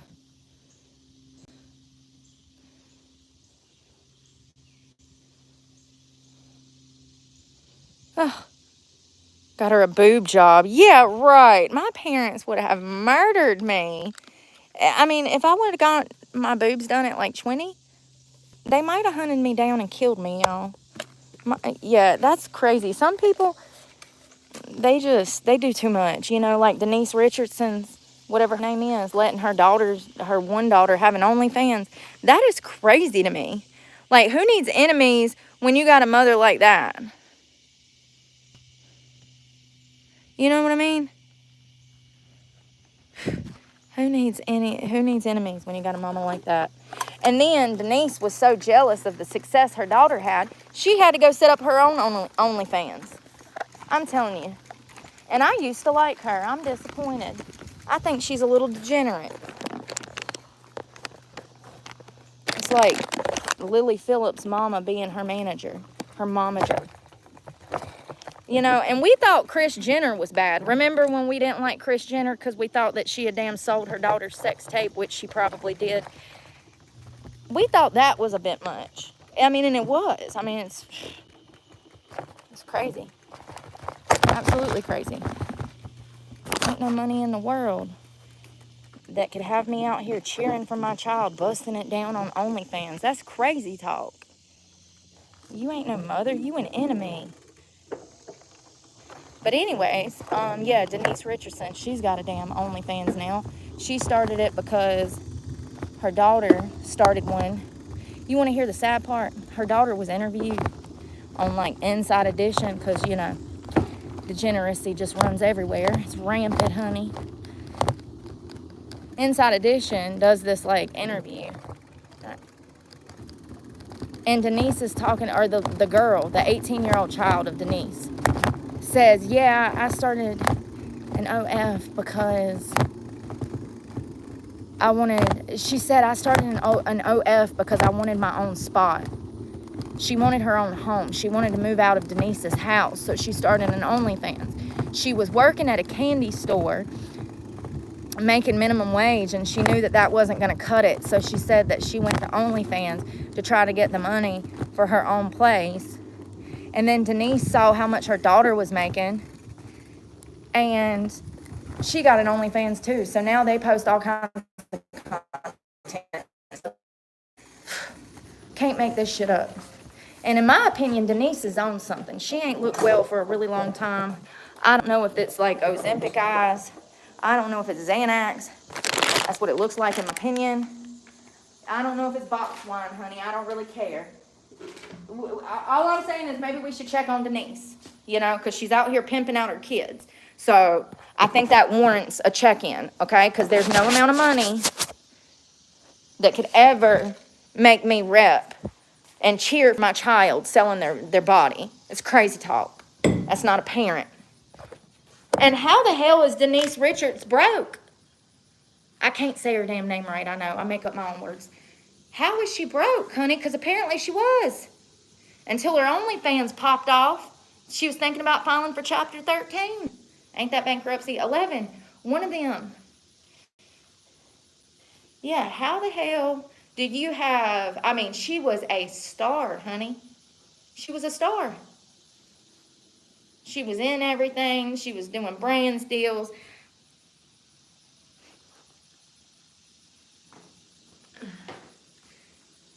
How you have a 30-year career, approximately, I would guess. If I had to take my best guess, I'd say 30 years. How you have a 30-year career and you broke? I mean, I guess some people could say that about me. I had a 17-year career and I'm broke. But there's an explanation to mine. We don't know why Denise is broke. We know why Brooke's broke, but we don't know why Denise is broke. We don't know why you broke, though. You broke? I'm joking. Probably. If you're in the 67%, honey, you struggling like all of us. My britches is too big, y'all. Tell me why you're broke. Since we're telling all of our dirty secrets this morning. Listen, it could just be inflation. Inflation got people out here starving, okay? Between the rent prices and the gas prices and the damn taxes and the inflation, I mean, we all struggling, honey. Get in. I'm driving the struggle bus. Free rides. It's free. It's free 99. I got to show y'all my lunch. Ain't it pretty? It looks like a golf course, don't it? It's even prettier over here. Y'all, I stink already. And I just... I had a cough. I wasn't coughing because I stunk.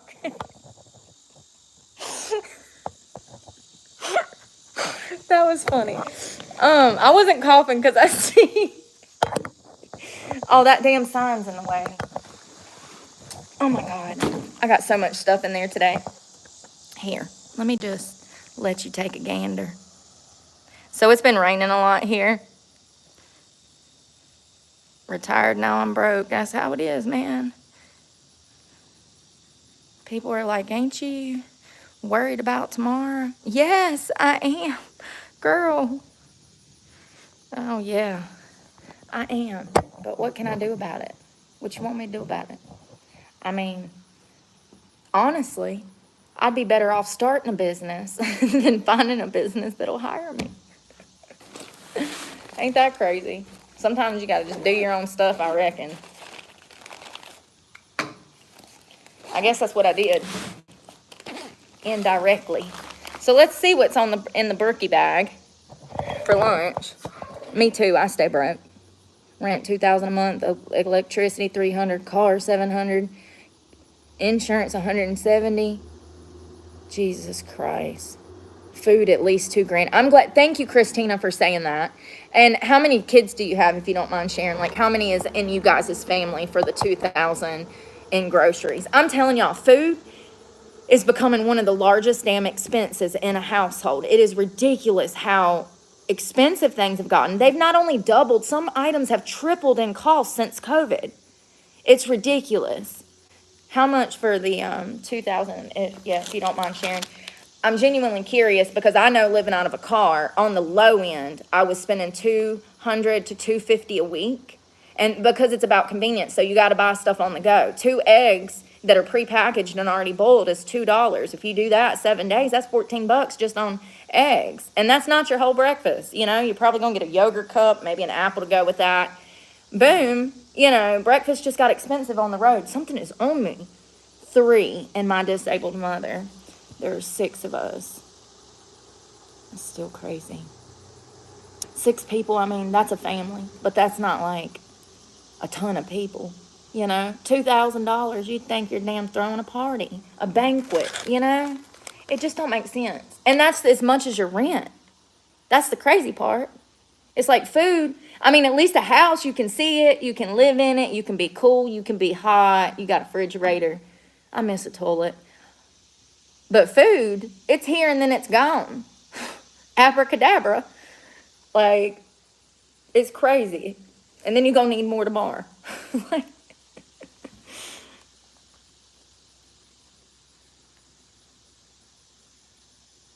hey, Olivia, 1,800 yearly, 1,000 to 1,300. Insurance is 53, phone is 40, Wi-Fi is 43. And that's in a, and you're still going to need $3,000-4,000 to live comfortably and maybe put $200 back in a savings account. You too, Christina. Thank you for that information. I mean, I'm telling you, food costs is crazy out here. I'm actually hungry. I don't know why. I'm wondering if I should have my tuna salad. It's got Brussels sprouts. It's got sprouts. It's tuna salad with Greek yogurt, mayonnaise, onion, garlic, onion, dill, spices, and then sprouts on top. I don't know what I want. The sandwich or the tuna. The tuna's still cold, so I'm gonna look at the sandwich. I might eat half of it and not be a pig, because I need half for later. Ooh, I was gonna put more vegetables on it, but I was being lazy. I toasted the bun, but I actually burnt it. So I had to scrape some of the burnt part off with a knife. It's ham, mustard, hummus, lots of fancy lettuce, and hummus, mayonnaise, and mustard. I'm going to do half. I got too much going on. Where's my damn cup? This is electrolytes. I know y'all can't see nothing. I need to, like...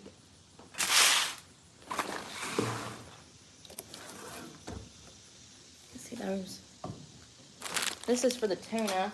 I'll eat that later since it's still cold. I'm going to eat on this. I need this cup.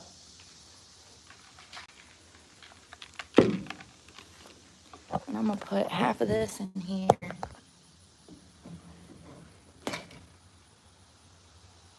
I mean, how much do they think they can milk us for when pay is not meeting? Sorry, I'm just scoping it out. When pay is not meeting prices.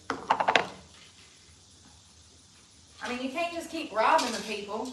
If they ain't got it, they ain't got it, homie. And that's why people homeless. Damn true. It's so true.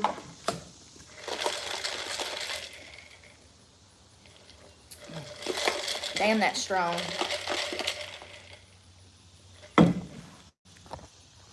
Alright. Put this back. You want a bite of the sandwich? I need protein.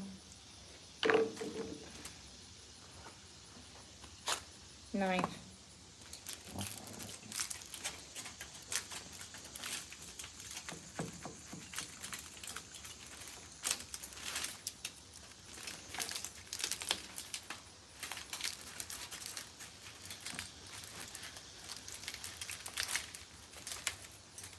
Hey, it actually looks really yummy. Got the hummus. Mm-hmm. Yep. Not bad.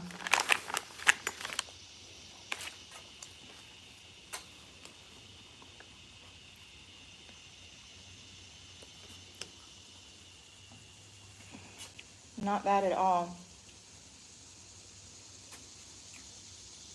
I had to fight the urge not to find cheese to put on it because I've been eating so much cheese. I gotta stop that. Too much. I've been having like, damn, I don't know, a few ounces a day.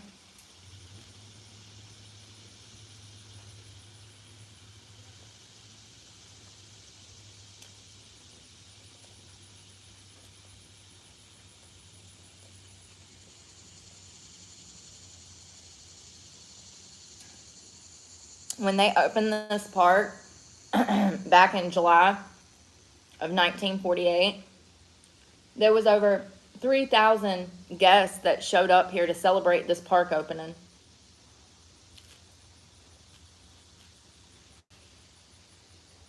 Mm.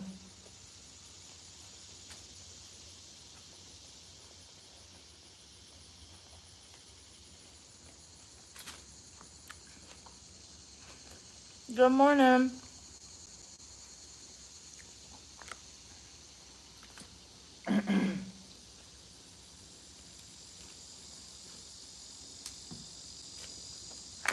Mm.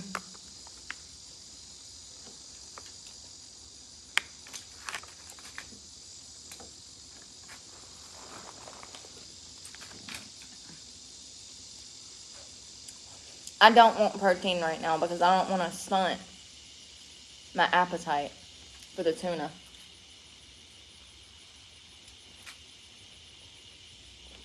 What if I just want to buy it?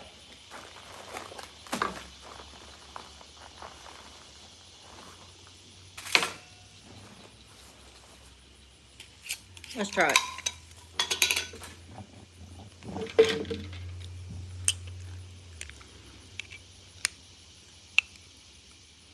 Tuna with sprouts. It's a lot. You just need a few. It's also got purple onion. Yo, my camera quality. It's an iPhone. Ah! Why does stuff gotta be so difficult? Oh my God, I'm spilling it on the table.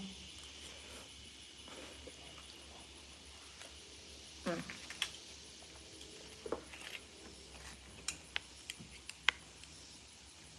Tuna ta-ta. Mm. That ain't no Subway tuna, honey. Mm-mm. That purple onion is so good. Can't see shit. Give me this. Why?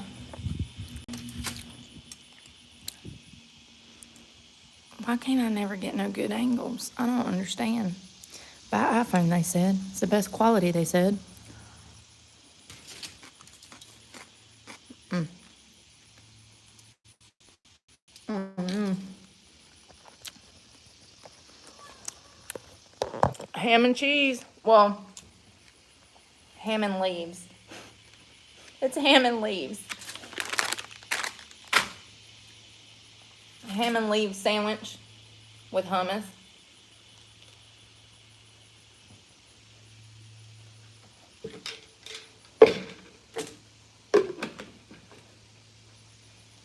Damn, I'm eating tuna at 10 a.m.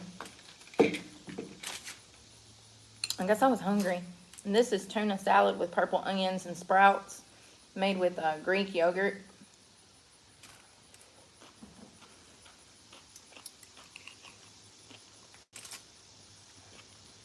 I'm gonna call it tuna tartare, so it sounds fancy and stuff. It's a pretty bite. See the little, those are alfalfa sprouts.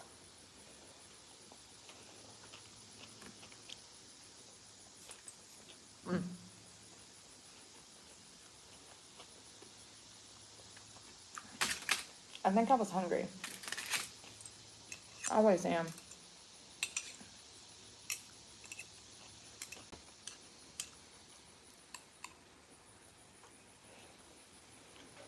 All right. I'm gonna save half for later. Cause I know I'm gonna be hungry.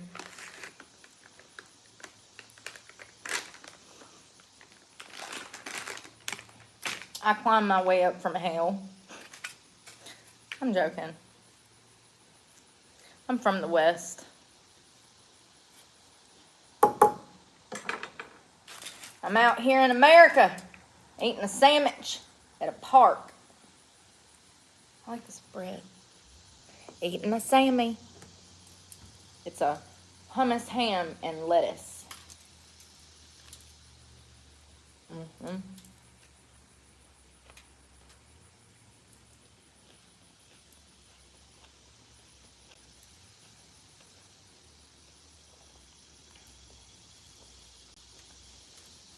I'll be so hungry.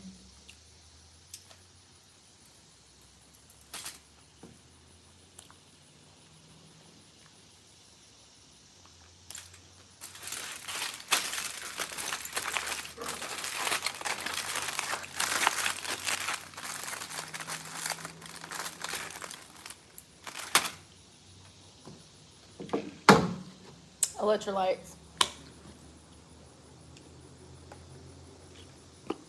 Cheers. Damn, I spilled tuna. Grand Rising. It was. I got up at 4:45. Tuna ta-ta. I've never had caviar. I want to try that. Is it any good? I wonder. Y'all, I was hungry and I didn't even know it. Sometimes it be like that.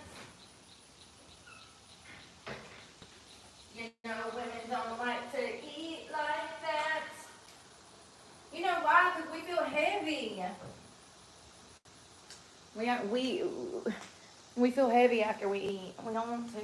I'm all bloated and shit now. That's why I'm about to lay down. I'm about to lay down in the sun. Ow. Did I tell y'all I pulled a tick off my ear the other day?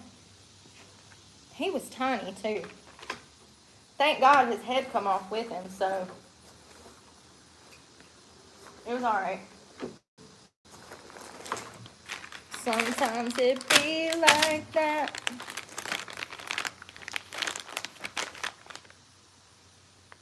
I feel greasy. Oh God, I'm full.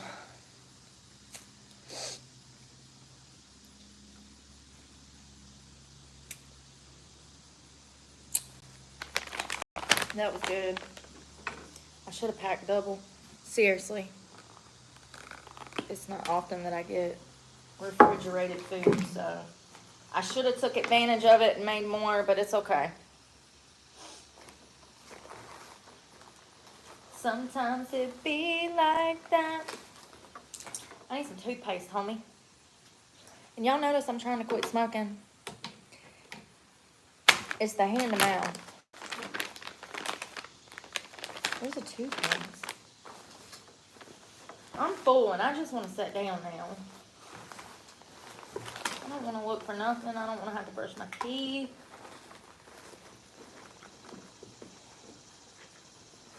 What the flip? There it is. There it is. I found it. I found it. Because I smell like onions and tuna. I'm never going to find a husband that way. I can promise you that. They'll be running out the park from me, smelling like I do now. I got tuna bread, onions too. I smell, I swear I do. It's delicious, but stinky. Damn.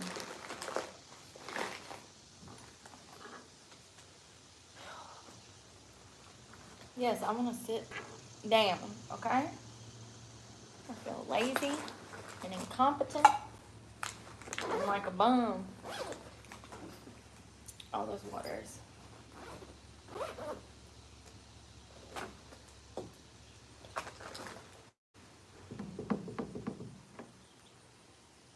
I'm gonna need these, I'm gonna need this, and I'm gonna need that. Right there. Yep, because it's where I'm gonna sit. Ugh.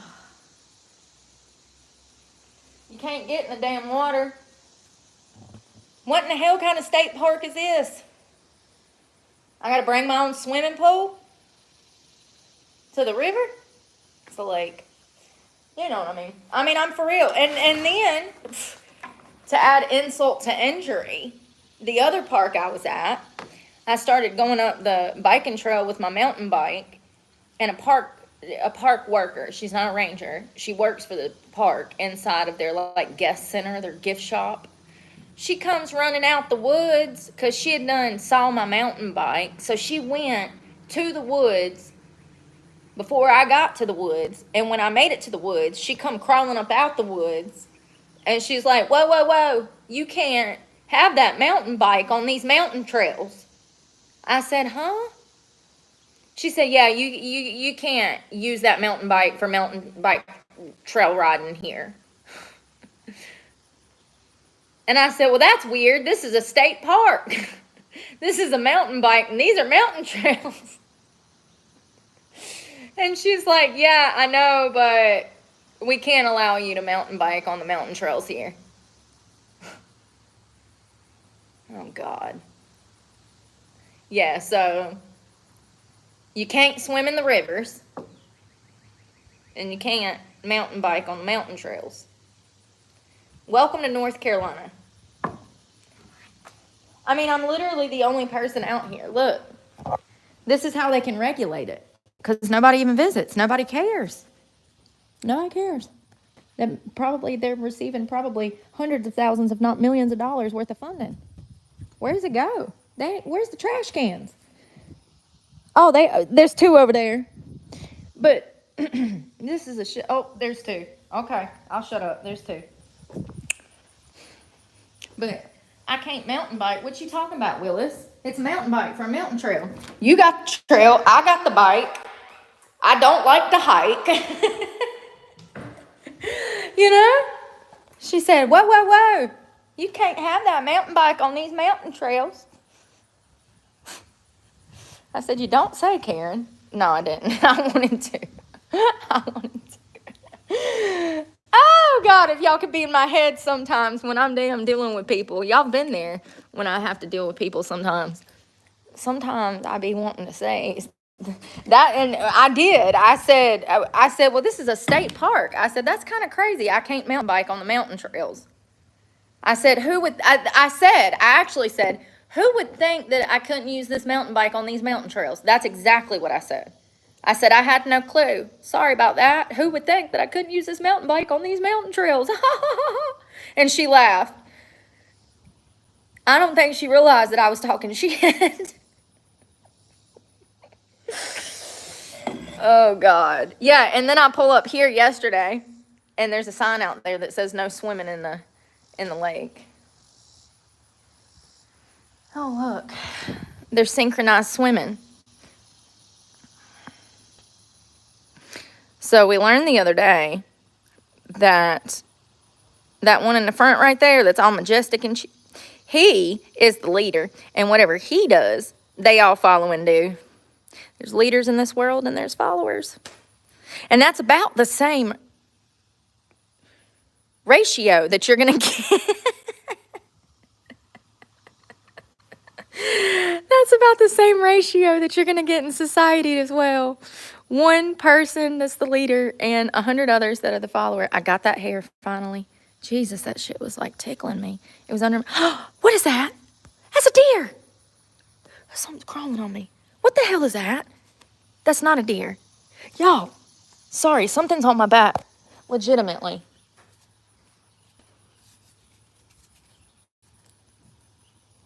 Oh my God. First of all, what the hell is that? Where'd it go? What is that?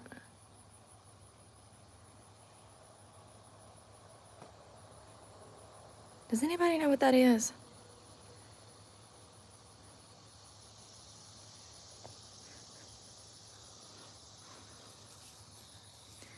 I don't know about that. Oh, here he goes. Following the leader, leader, following the leader.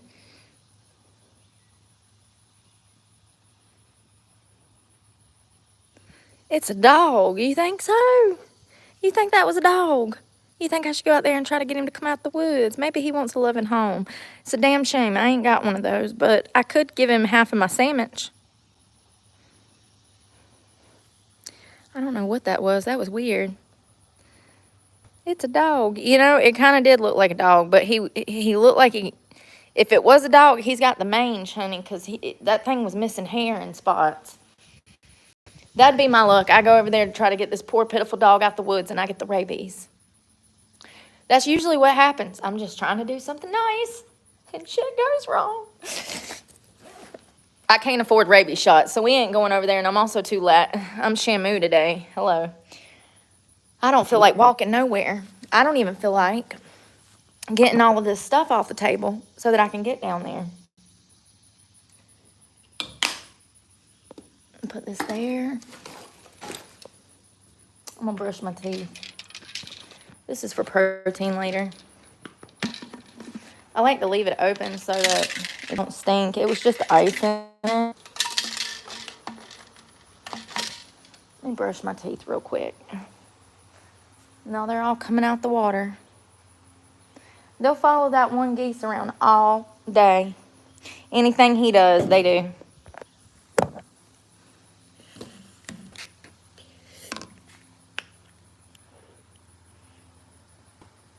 Man, I'm telling you, the pre-menses, you just want to eat everything and just die. You just want to die on the sofa. Anybody else get heavy like that? I do.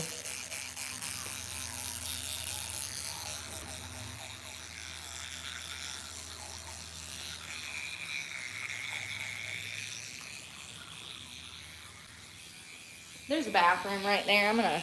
Yeah. Not me being feral.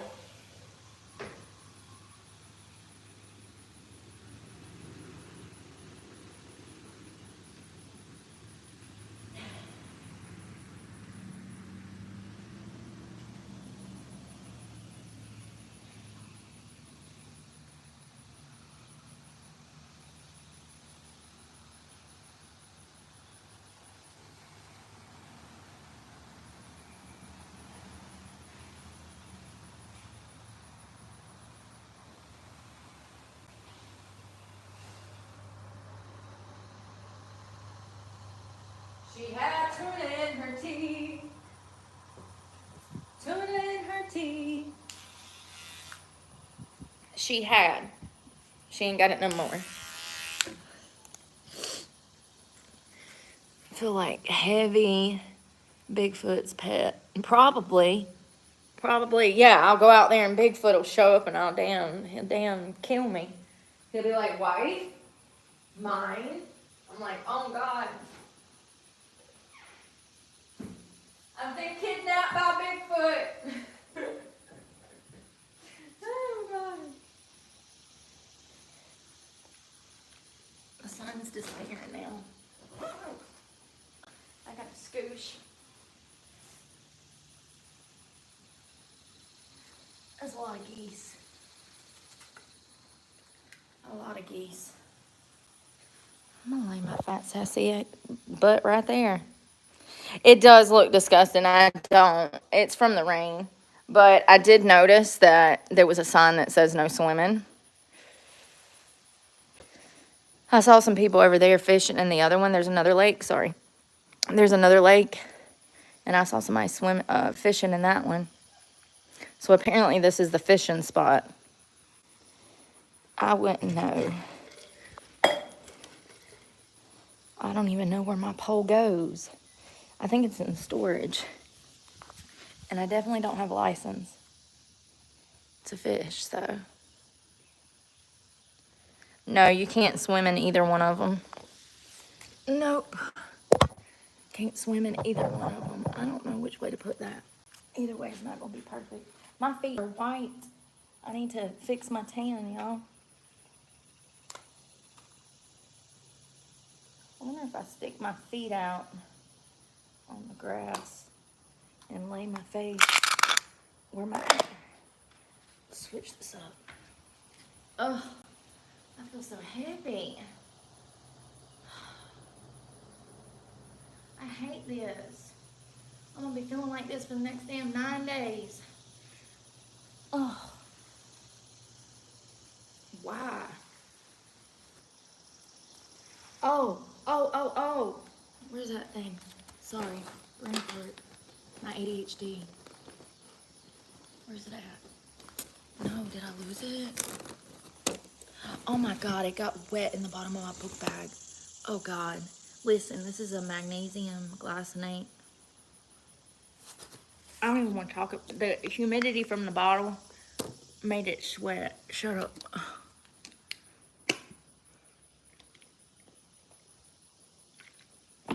Magnesium glycinate. 70% of Americans are magnesium deficient. If you feel like shit, you probably need magnesium. Seriously, I started taking it, and every time I take it, I feel better the next day.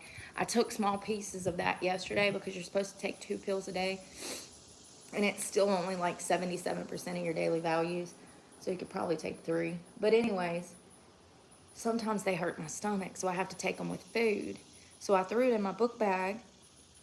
I took it out the bottle because I didn't want to carry the whole bottle, and now I just took it, but the water was down in the cup holder on the side of the book bag where the pill was, and that water humidity made the pill mushy.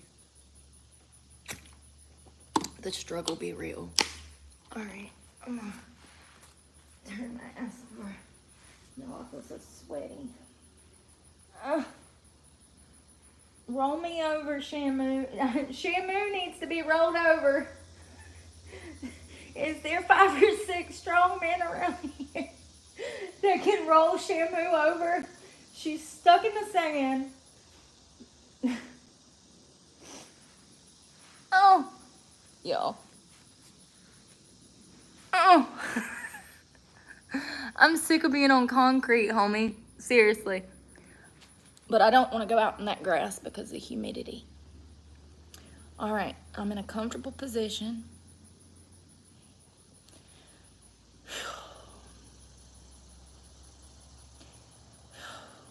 Y'all know I'm a creator and I don't even have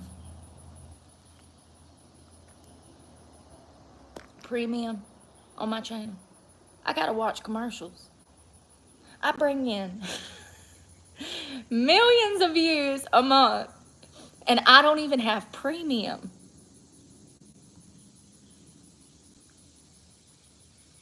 I just think, business idea, I think that if a creator brings in 1 million views a month, they should get free subscription to YouTube.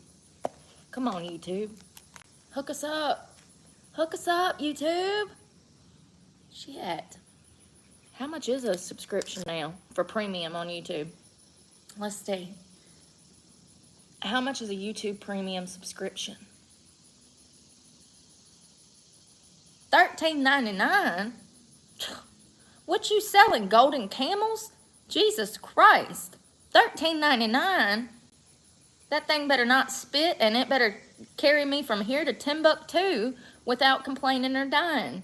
$13.99, that camel better wash dishes. Like, Jesus Christ. The family plan is $23.90 or $22.99. Oh, if you're a student, you can get one for $7.99. Annually, that's $140.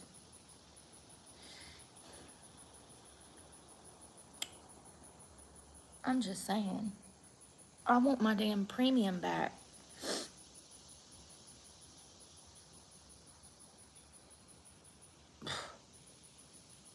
Some people are saying it's $18.99.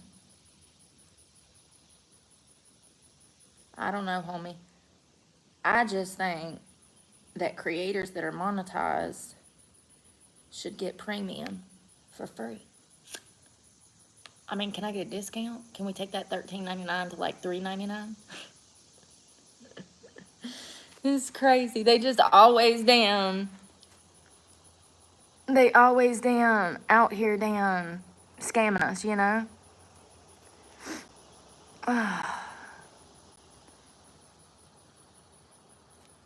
Where's what?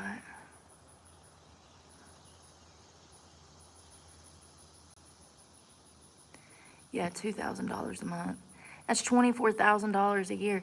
You would need, I mean, making minimum wage, you ain't gonna be able to afford that. There's no way. It's crazy. Oh, there's an ant. Y'all, that was definitely an ant bite on my face. 100%. Get on. Sorry. Hasta mañana. Oh, you gonna come back for more? I'm gonna have to kill you. I don't want to kill you. But your sibling already bit my face, okay? And it's taken me like 2 months to get rid of this sore. Definitely either a spider bite or an ant bite. Now that it's healing, you can see where something took a chunk of my skin out.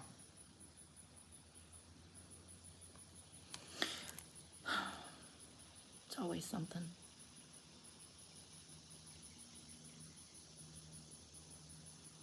What's going on in the world? Has anybody seen anything?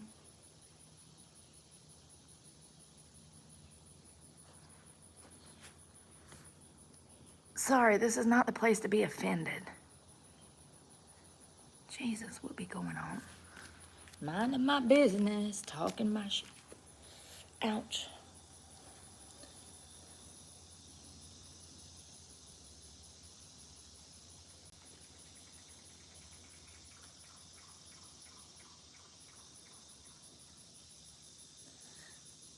Oh God, what's going on with the Epstein files?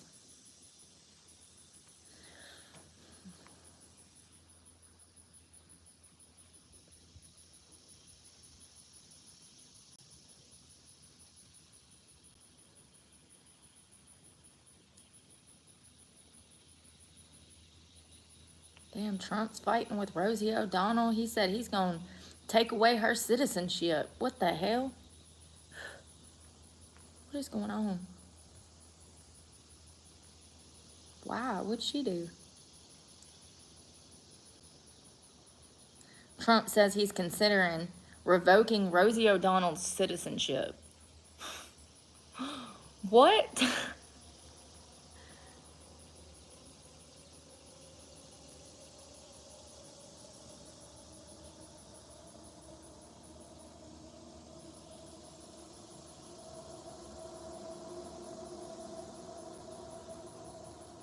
Ooh, that sun's warm. What is this? 9 people dead, dozens injured after a fire at an assisted living facility. You know them people was old as hell and probably couldn't get the hell up out of there. How scary. And the way people lazy nowadays, you know the workers went down, trying to down, get them out of there quickly. Sorry, I gotta get more in the sun. Probably damn too lazy to damn get them up. No gnats.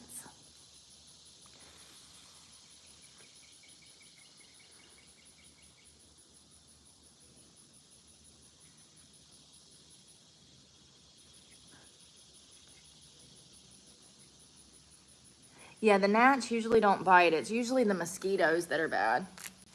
The mosquitoes are rough.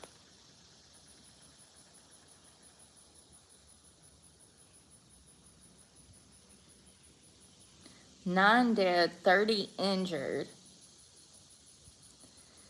after a fire in an assisted living facility in Fall River, Massachusetts. 9 people have been killed and dozens are hurt as a fire tore through the assisted living facility.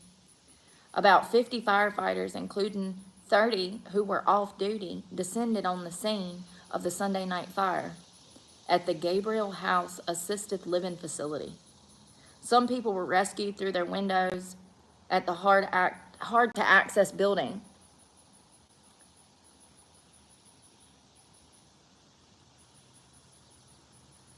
"30 people, including 5 firefighters, were taken to local hospitals after the 5-alarm fire.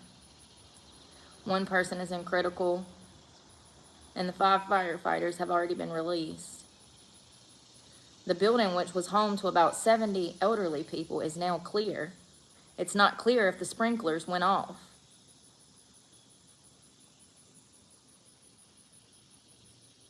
It does not appear that the fire was set intentionally. The building was built in 1964 and underwent an exterior remodeling in 2000. Why just the exterior? Trying to fancy it up to get all that insurance money, I reckon.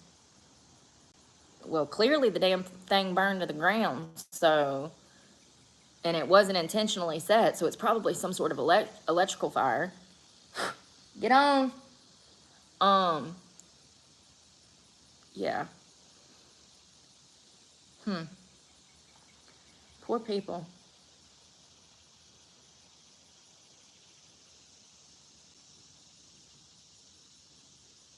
Them poor old people.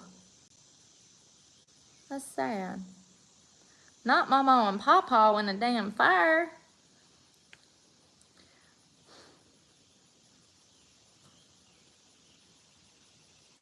I wonder what kind of damn family rift that's gonna start.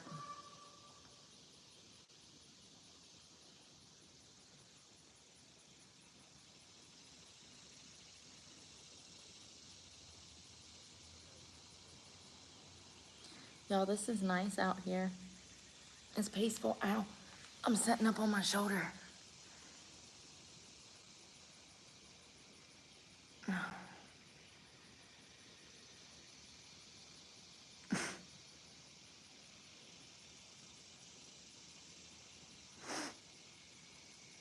Some people are so jealous. Y'all see this?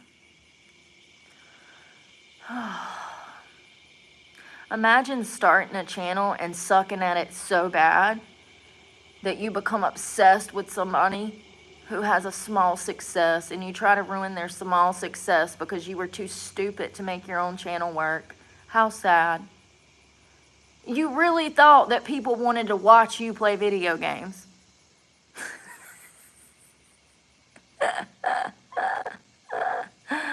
Oh, God. It's too good. It's gold. Oh, God.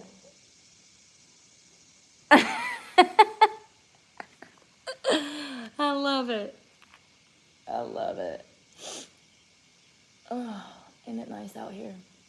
It's a little humid today. How humid? Great question.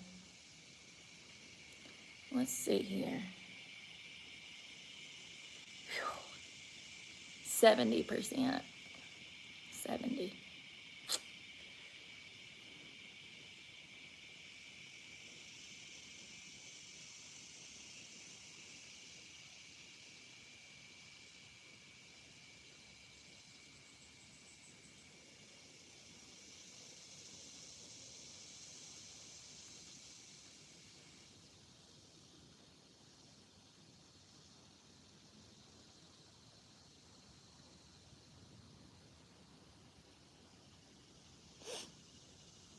I need to get my armpits too, because I'm pretty sure they're white under there. I lift my arm and it's like, ah.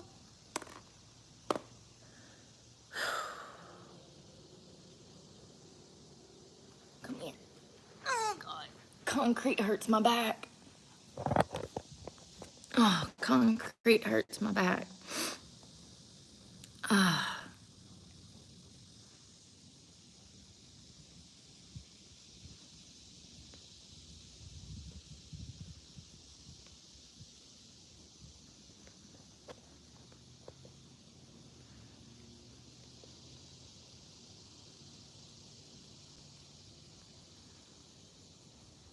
It's like the ducks. Yeah, for real.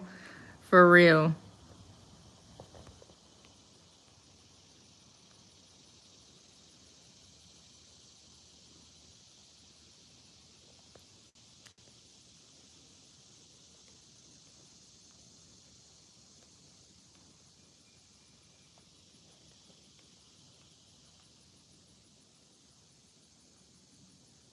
No, nobody wants to say hey back to your mean ass. That's why you're blocked. Some dude really got mad and was like, nobody wants to say hey back to me. Like, dude, shut the fuck up. Jesus. How many times do I have to say I can't even see? Oh, see, you don't go outside, so you don't know that the sunlight affects your sight. Yeah. You know what I mean? It's crazy.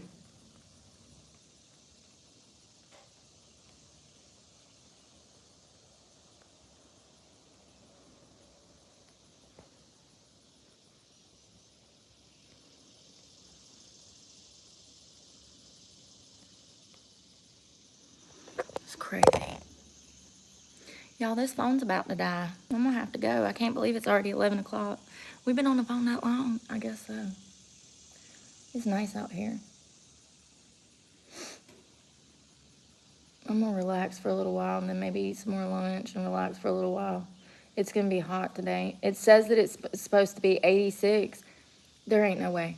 It's already, the heat index is probably already 89. So it's past the point.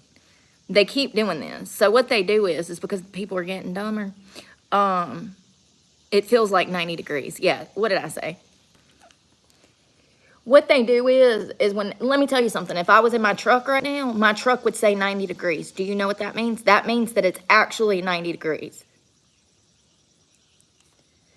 What they do is their prediction down here, as you'll see, they now have moved it up to 87. It was originally 86.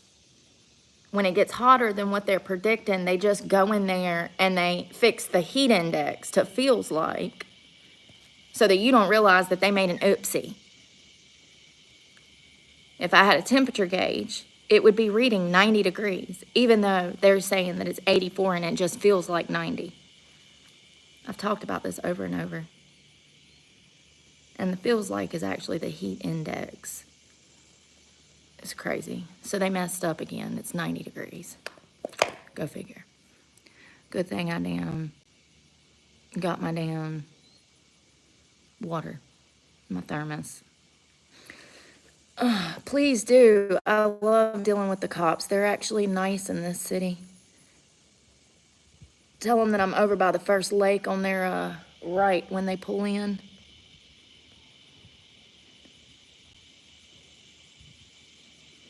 You know, I could probably do a better job. Probably could do a better job. You know, it's crazy you mentioned that because in the past I've made my own prediction and more often than not I'm right. There's videos of this. We used to play this little game down in Jacksonville, Florida. I'd wake up, they'd say it was going to be 90 degrees, and I'd be like, yeah, right, it's going to be 100, and it would be 100. There's actually tons of videos of me doing this. So clearly, statistically speaking, I do better than the weather service. And I already knew today was going to be over 90 degrees because the heat index. Well, they call it the heat index, but what it really is the actual fucking temperature. If anybody has a vehicle that has a temperature gauge reader in there or one of those outdoor thermometers, you know what I say is true. It's crazy. And, you know, they got the Doppler radar, and what is that for? It worked in the 90s. It worked in the 80s. Hell, it even worked in the early 2000s. But after 2009, things just started to crumble, and they've never gotten better. And the weather service is one of them. I wonder if some of those, like the National Weather Service, I wonder if they get federal funding or any kind of grants. And the weather is wrong every single day. No, for real, be for real. When's the last time that you checked the weather and it was all the way right?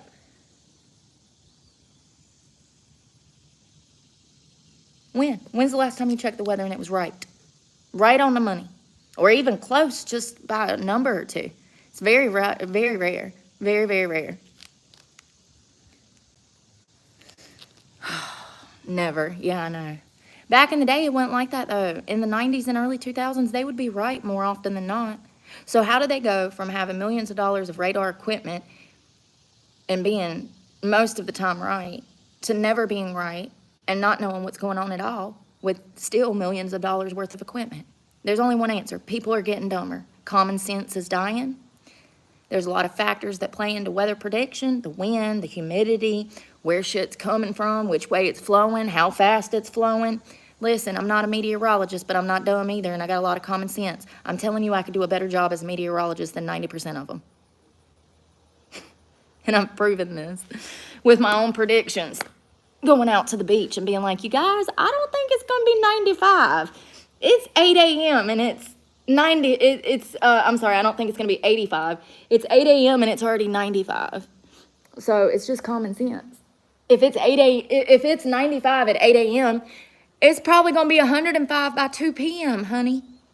You know what I mean? A little bit of common sense goes a long ways. Long ways.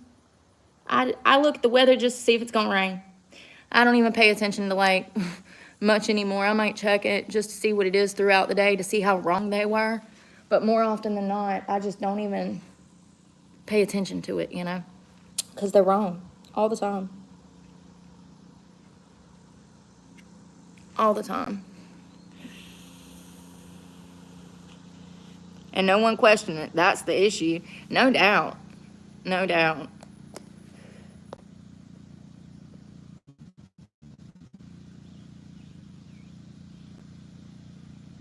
You clearly are still obsessed with me, sir.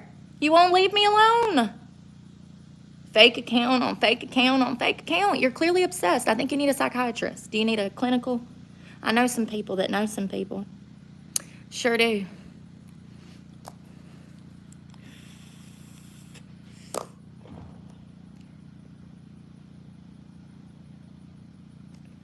Where did they buy that audacity from? I'm telling y'all, they got to be buying it and drinking that shit.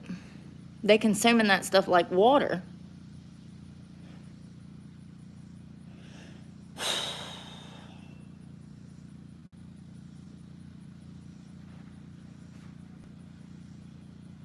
Maybe I can go move back into that $1 million house, have my $4,000 a month allowance, pop out and show bitches, leave again just to prove a point, and then maybe people will understand. What do you think? We'll have to go to Virginia, but the option's always there. You know what I mean? I want some of that audacity too. It's so funny because I was sitting at the convenience store the other day. Sorry, I'm just going to scoot back a little more. I was at the convenience store the other day and there was a lady on the phone talking to somebody. Oh, I told y'all yesterday. So this lady started dating this man and he's been renting a house for like 20 years. Well, his landlord feels some type of way about him having a new lady friend. So she's been coming over to the house, banging on the door, trying to see if this girl was visiting him. And I heard her on the phone say, where does she get the audacity coming over here telling him who he can and cannot have as a renter in his house? And she got off the phone. And I said, I don't know where people get that audacity. I was like, I swear to God, somebody is bottling it and selling it. And she started laughing and we started chit-chatting and she told me the story. She was like, am I crazy? She's like, I'm dating this guy or we're friends or something. I don't remember the exact. I think that she was just going over there hanging out with him and they were trying to kindle something, Anyways, regardless, if it's a friend or a girlfriend or his mother, they have a rental agreement, and the landlord can't be kicking in the door like SWAT trying to take tally of who's in the house. Unfortunately, fortunately, there's laws against shit like that, but yeah, so she said, am I crazy? And I was like, no, you're not crazy. I was like, that's literally against the law. Like, people are wild. And she says, well, I don't get it. She's like, maybe the landlord is into him. And I was like, probably. Like, if she's acting crazy about her tenant having a girlfriend or a friend that's a female over, oh, she got some psychological issues, some deep psychological issues. And this is why I can't rent from people. 100%. You don't understand. Been there, done that. Been there, done that. I was watching Judge Judy last night. I forgot how great she is. Maybe that's why I'm like I am, because I grew up on her. That was like the main show that I watched growing up. Anyways,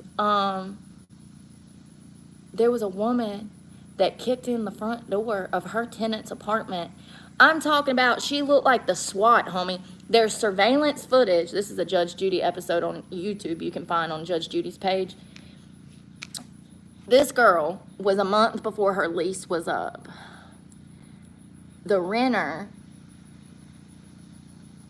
was renting this young girl a room. This woman was probably 40, 50 years old, horrible attitude, huge anger problems, and she was treating this girl like crap. And the girl was a month before leaving, and she decided to go ahead and just start moving little things out of the bedroom. And she was so scared for the landlord to see this that she was actually passing stuff through a window in her bedroom to, I think it was her boyfriend. She was moving stuff out of the window because she was terrified to take it through the house, because this woman was under the impression that she might renew the lease or whatever. And this girl wanted out of there because this woman was crazy. When this woman found out that this girl was moving stuff out, she kicked in the front door of this, and it was like a apartment in this house. It had been turned into a separate entity in the home that the girl was renting. But this woman kicks in the front door and then physically attacks this young girl, busting her lip, leaving bruises on her body. I'm not the one, okay? I'm going to be calling home from jail. Hey, my bond's $2 million. I done snapped and killed my landlord. I'm not the one. I've gotten to a point in my life where I don't put myself into situations like that, because I already know that disproportionately my mere existence makes people feel uncomfortable about themselves, which starts drama because they operate on emotions instead of facts. And so I just stay away from people. I could never rent something. Ever again. Been there, done that. Never again. Never again. Yeah, that Judge Judy episode, I was like, what the hell? That girl's a better one than me. I would have killed that bitch and tossed her out the window. Crazy. And of course, Judge Judy sided with the young girl. She was like, ma'am, you were a psycho. She was like, you kicked in her door like she was SWAT, like you were SWAT. She was like, you can't even legally do this. People, seeing people like that will get you in jail real quick. Poor girl. Poor damn girl. Y'all, it's so pretty, the green. The water's really muddy, but other than that, it's not like I can swim in it, so it don't really matter.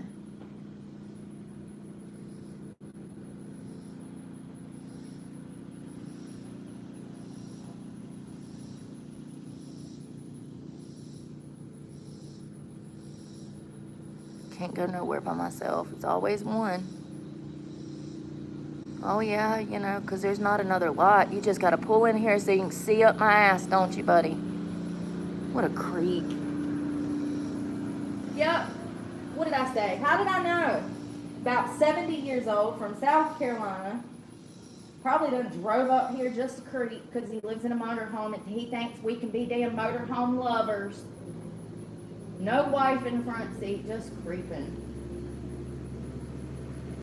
Please get the fuck on. You're ruining my peace. Perverts. You don't need to be in that damn motorhome. You know how I know? Because you don't know how to drive it. It goes a lot faster than that. Matter of fact, you're going to have to go faster on the highway, sweetheart. Hope you're not holding up traffic. Probably is. Jesus Christ. Can't even lay here without some pervert trying to look up my ass. Every day. I got something crawling on me, or I got hair in my shirt or something.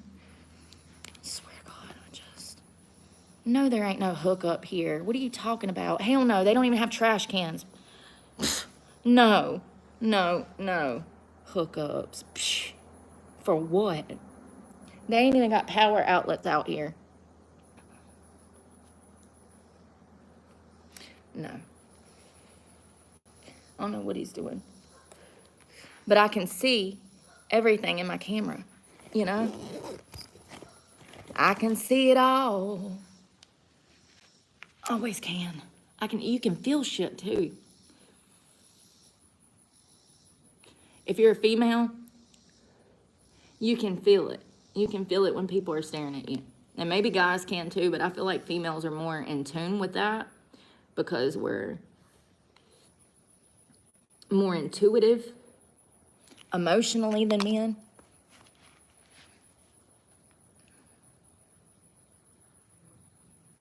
I just don't like people. Why do you think I came here?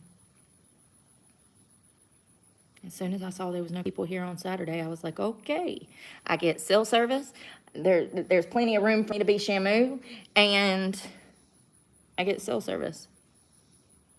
The Trump administration facing growing backlash over the Epstein files. Sorry. You too, Carrie.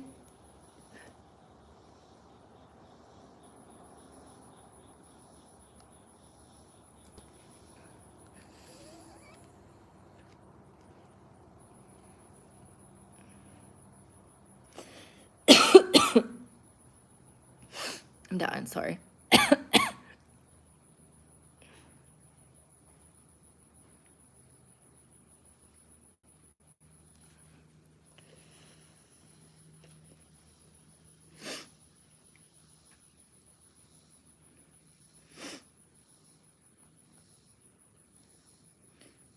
Someone said Trump thought his people would just move on from the Epstein files.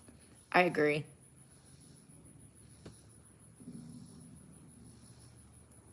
So it looks like a bunch of conservative followers of Trump, conservative party members, they're not happy with Bondi and Trump covering up the Epstein files. Trump conservatives are pissed. A lot of them, not all of them. A lot of them don't even know what the hell the truth is. So, yeah. Someone said, I hope people do not let this go away.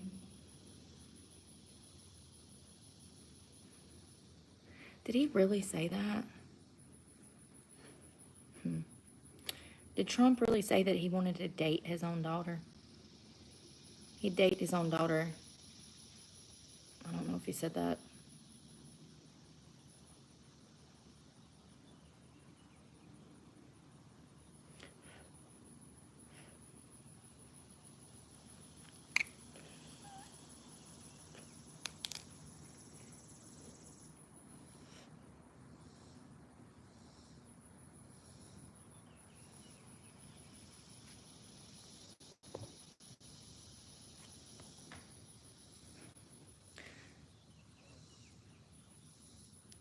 So they're calling for Pam Bondi to be fired.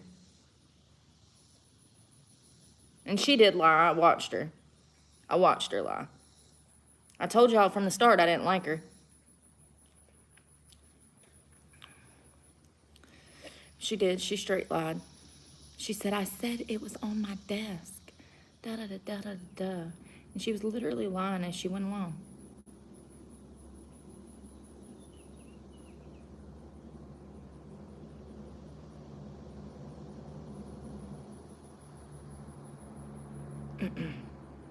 I keep hearing cars go by. There must be a highway near here.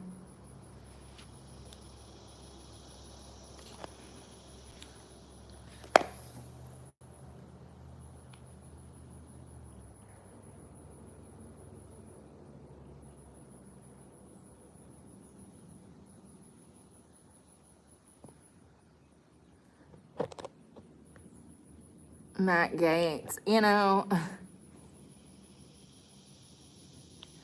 I don't know. There's people that said he had relations with a child. I think she was allegedly like 17. And then the FBI admitted the other day that Epstein has around 1,000 victims. That's a piece of information we didn't know before.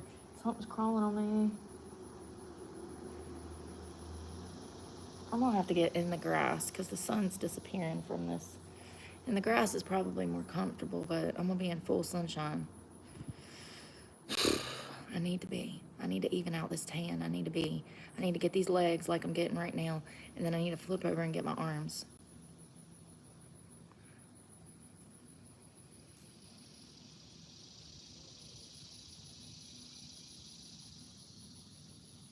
Because they have a hard on for me. Hey, Lori. Idaho. Oh, God. Well, welcome to the channel. We hang out here.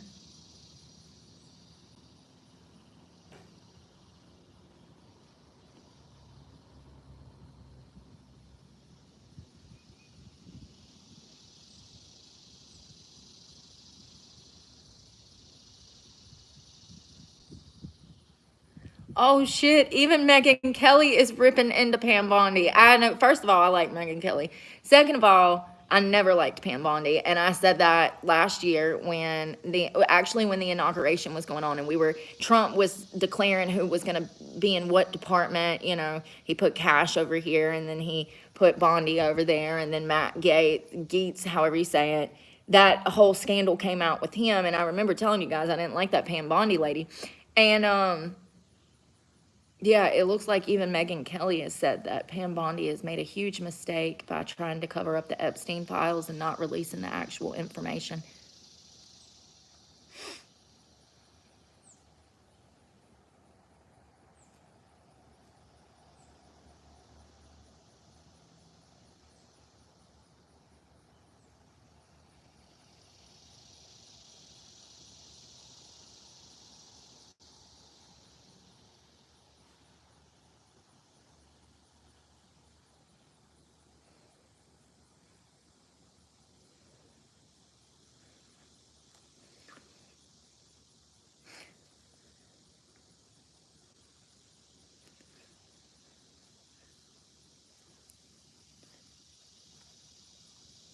Hold on. It's Trump and Epstein at a party in like 92. So they actually went way back. Way back. And that's not the only footage. That's just one of the chance meetings.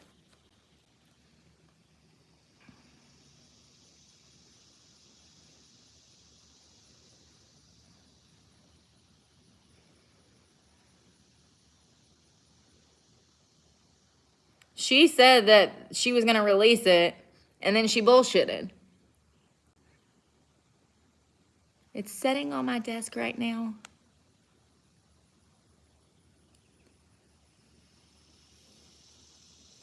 So the DOJ and the FBI have announced the end of their investigation, and they're not going to be releasing any more Jeffrey Epstein footage and or documentation or records or whatever. And it completely contradicts what Pam Bondi actually ran on. Like, she said that she was going to release the JFK files, the MLK files, the Epstein files, and now the file's on your desk and all of a sudden you forgot to share that with us. It's crazy. I told y'all I didn't like her.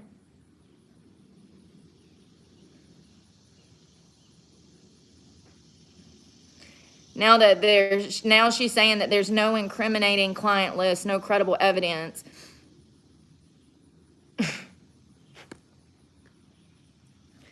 Now they're claiming that this list doesn't even exist. How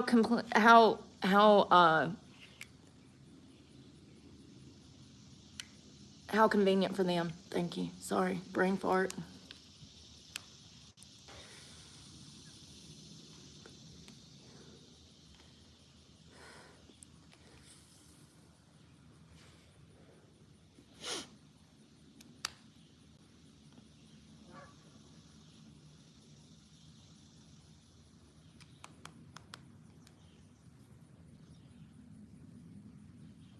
Dan Bongino was thinking about damn quitting over all of this.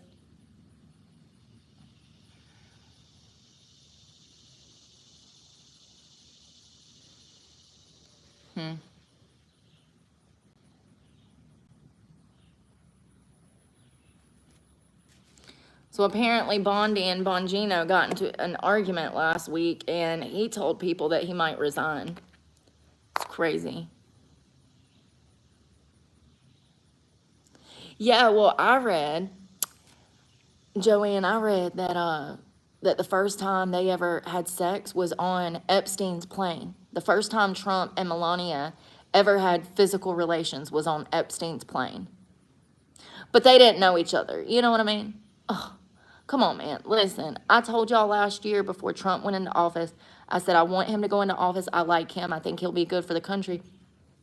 But I also was like, you know, I hope he doesn't get in there and then it's kind of like the left, you know? And that's exactly what's happened. I mean, I don't know, man. I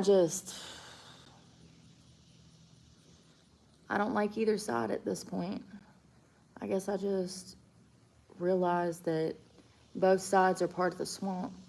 They're going to have their own motives, and they're going to be doing the same shit. It is what it is. Everybody has secrets and lies.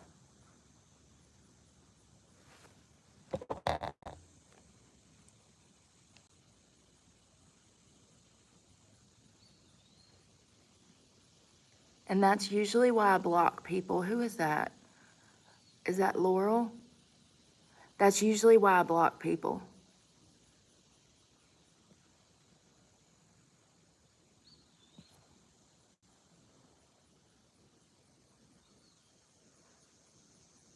Left, right, same bird. There you go.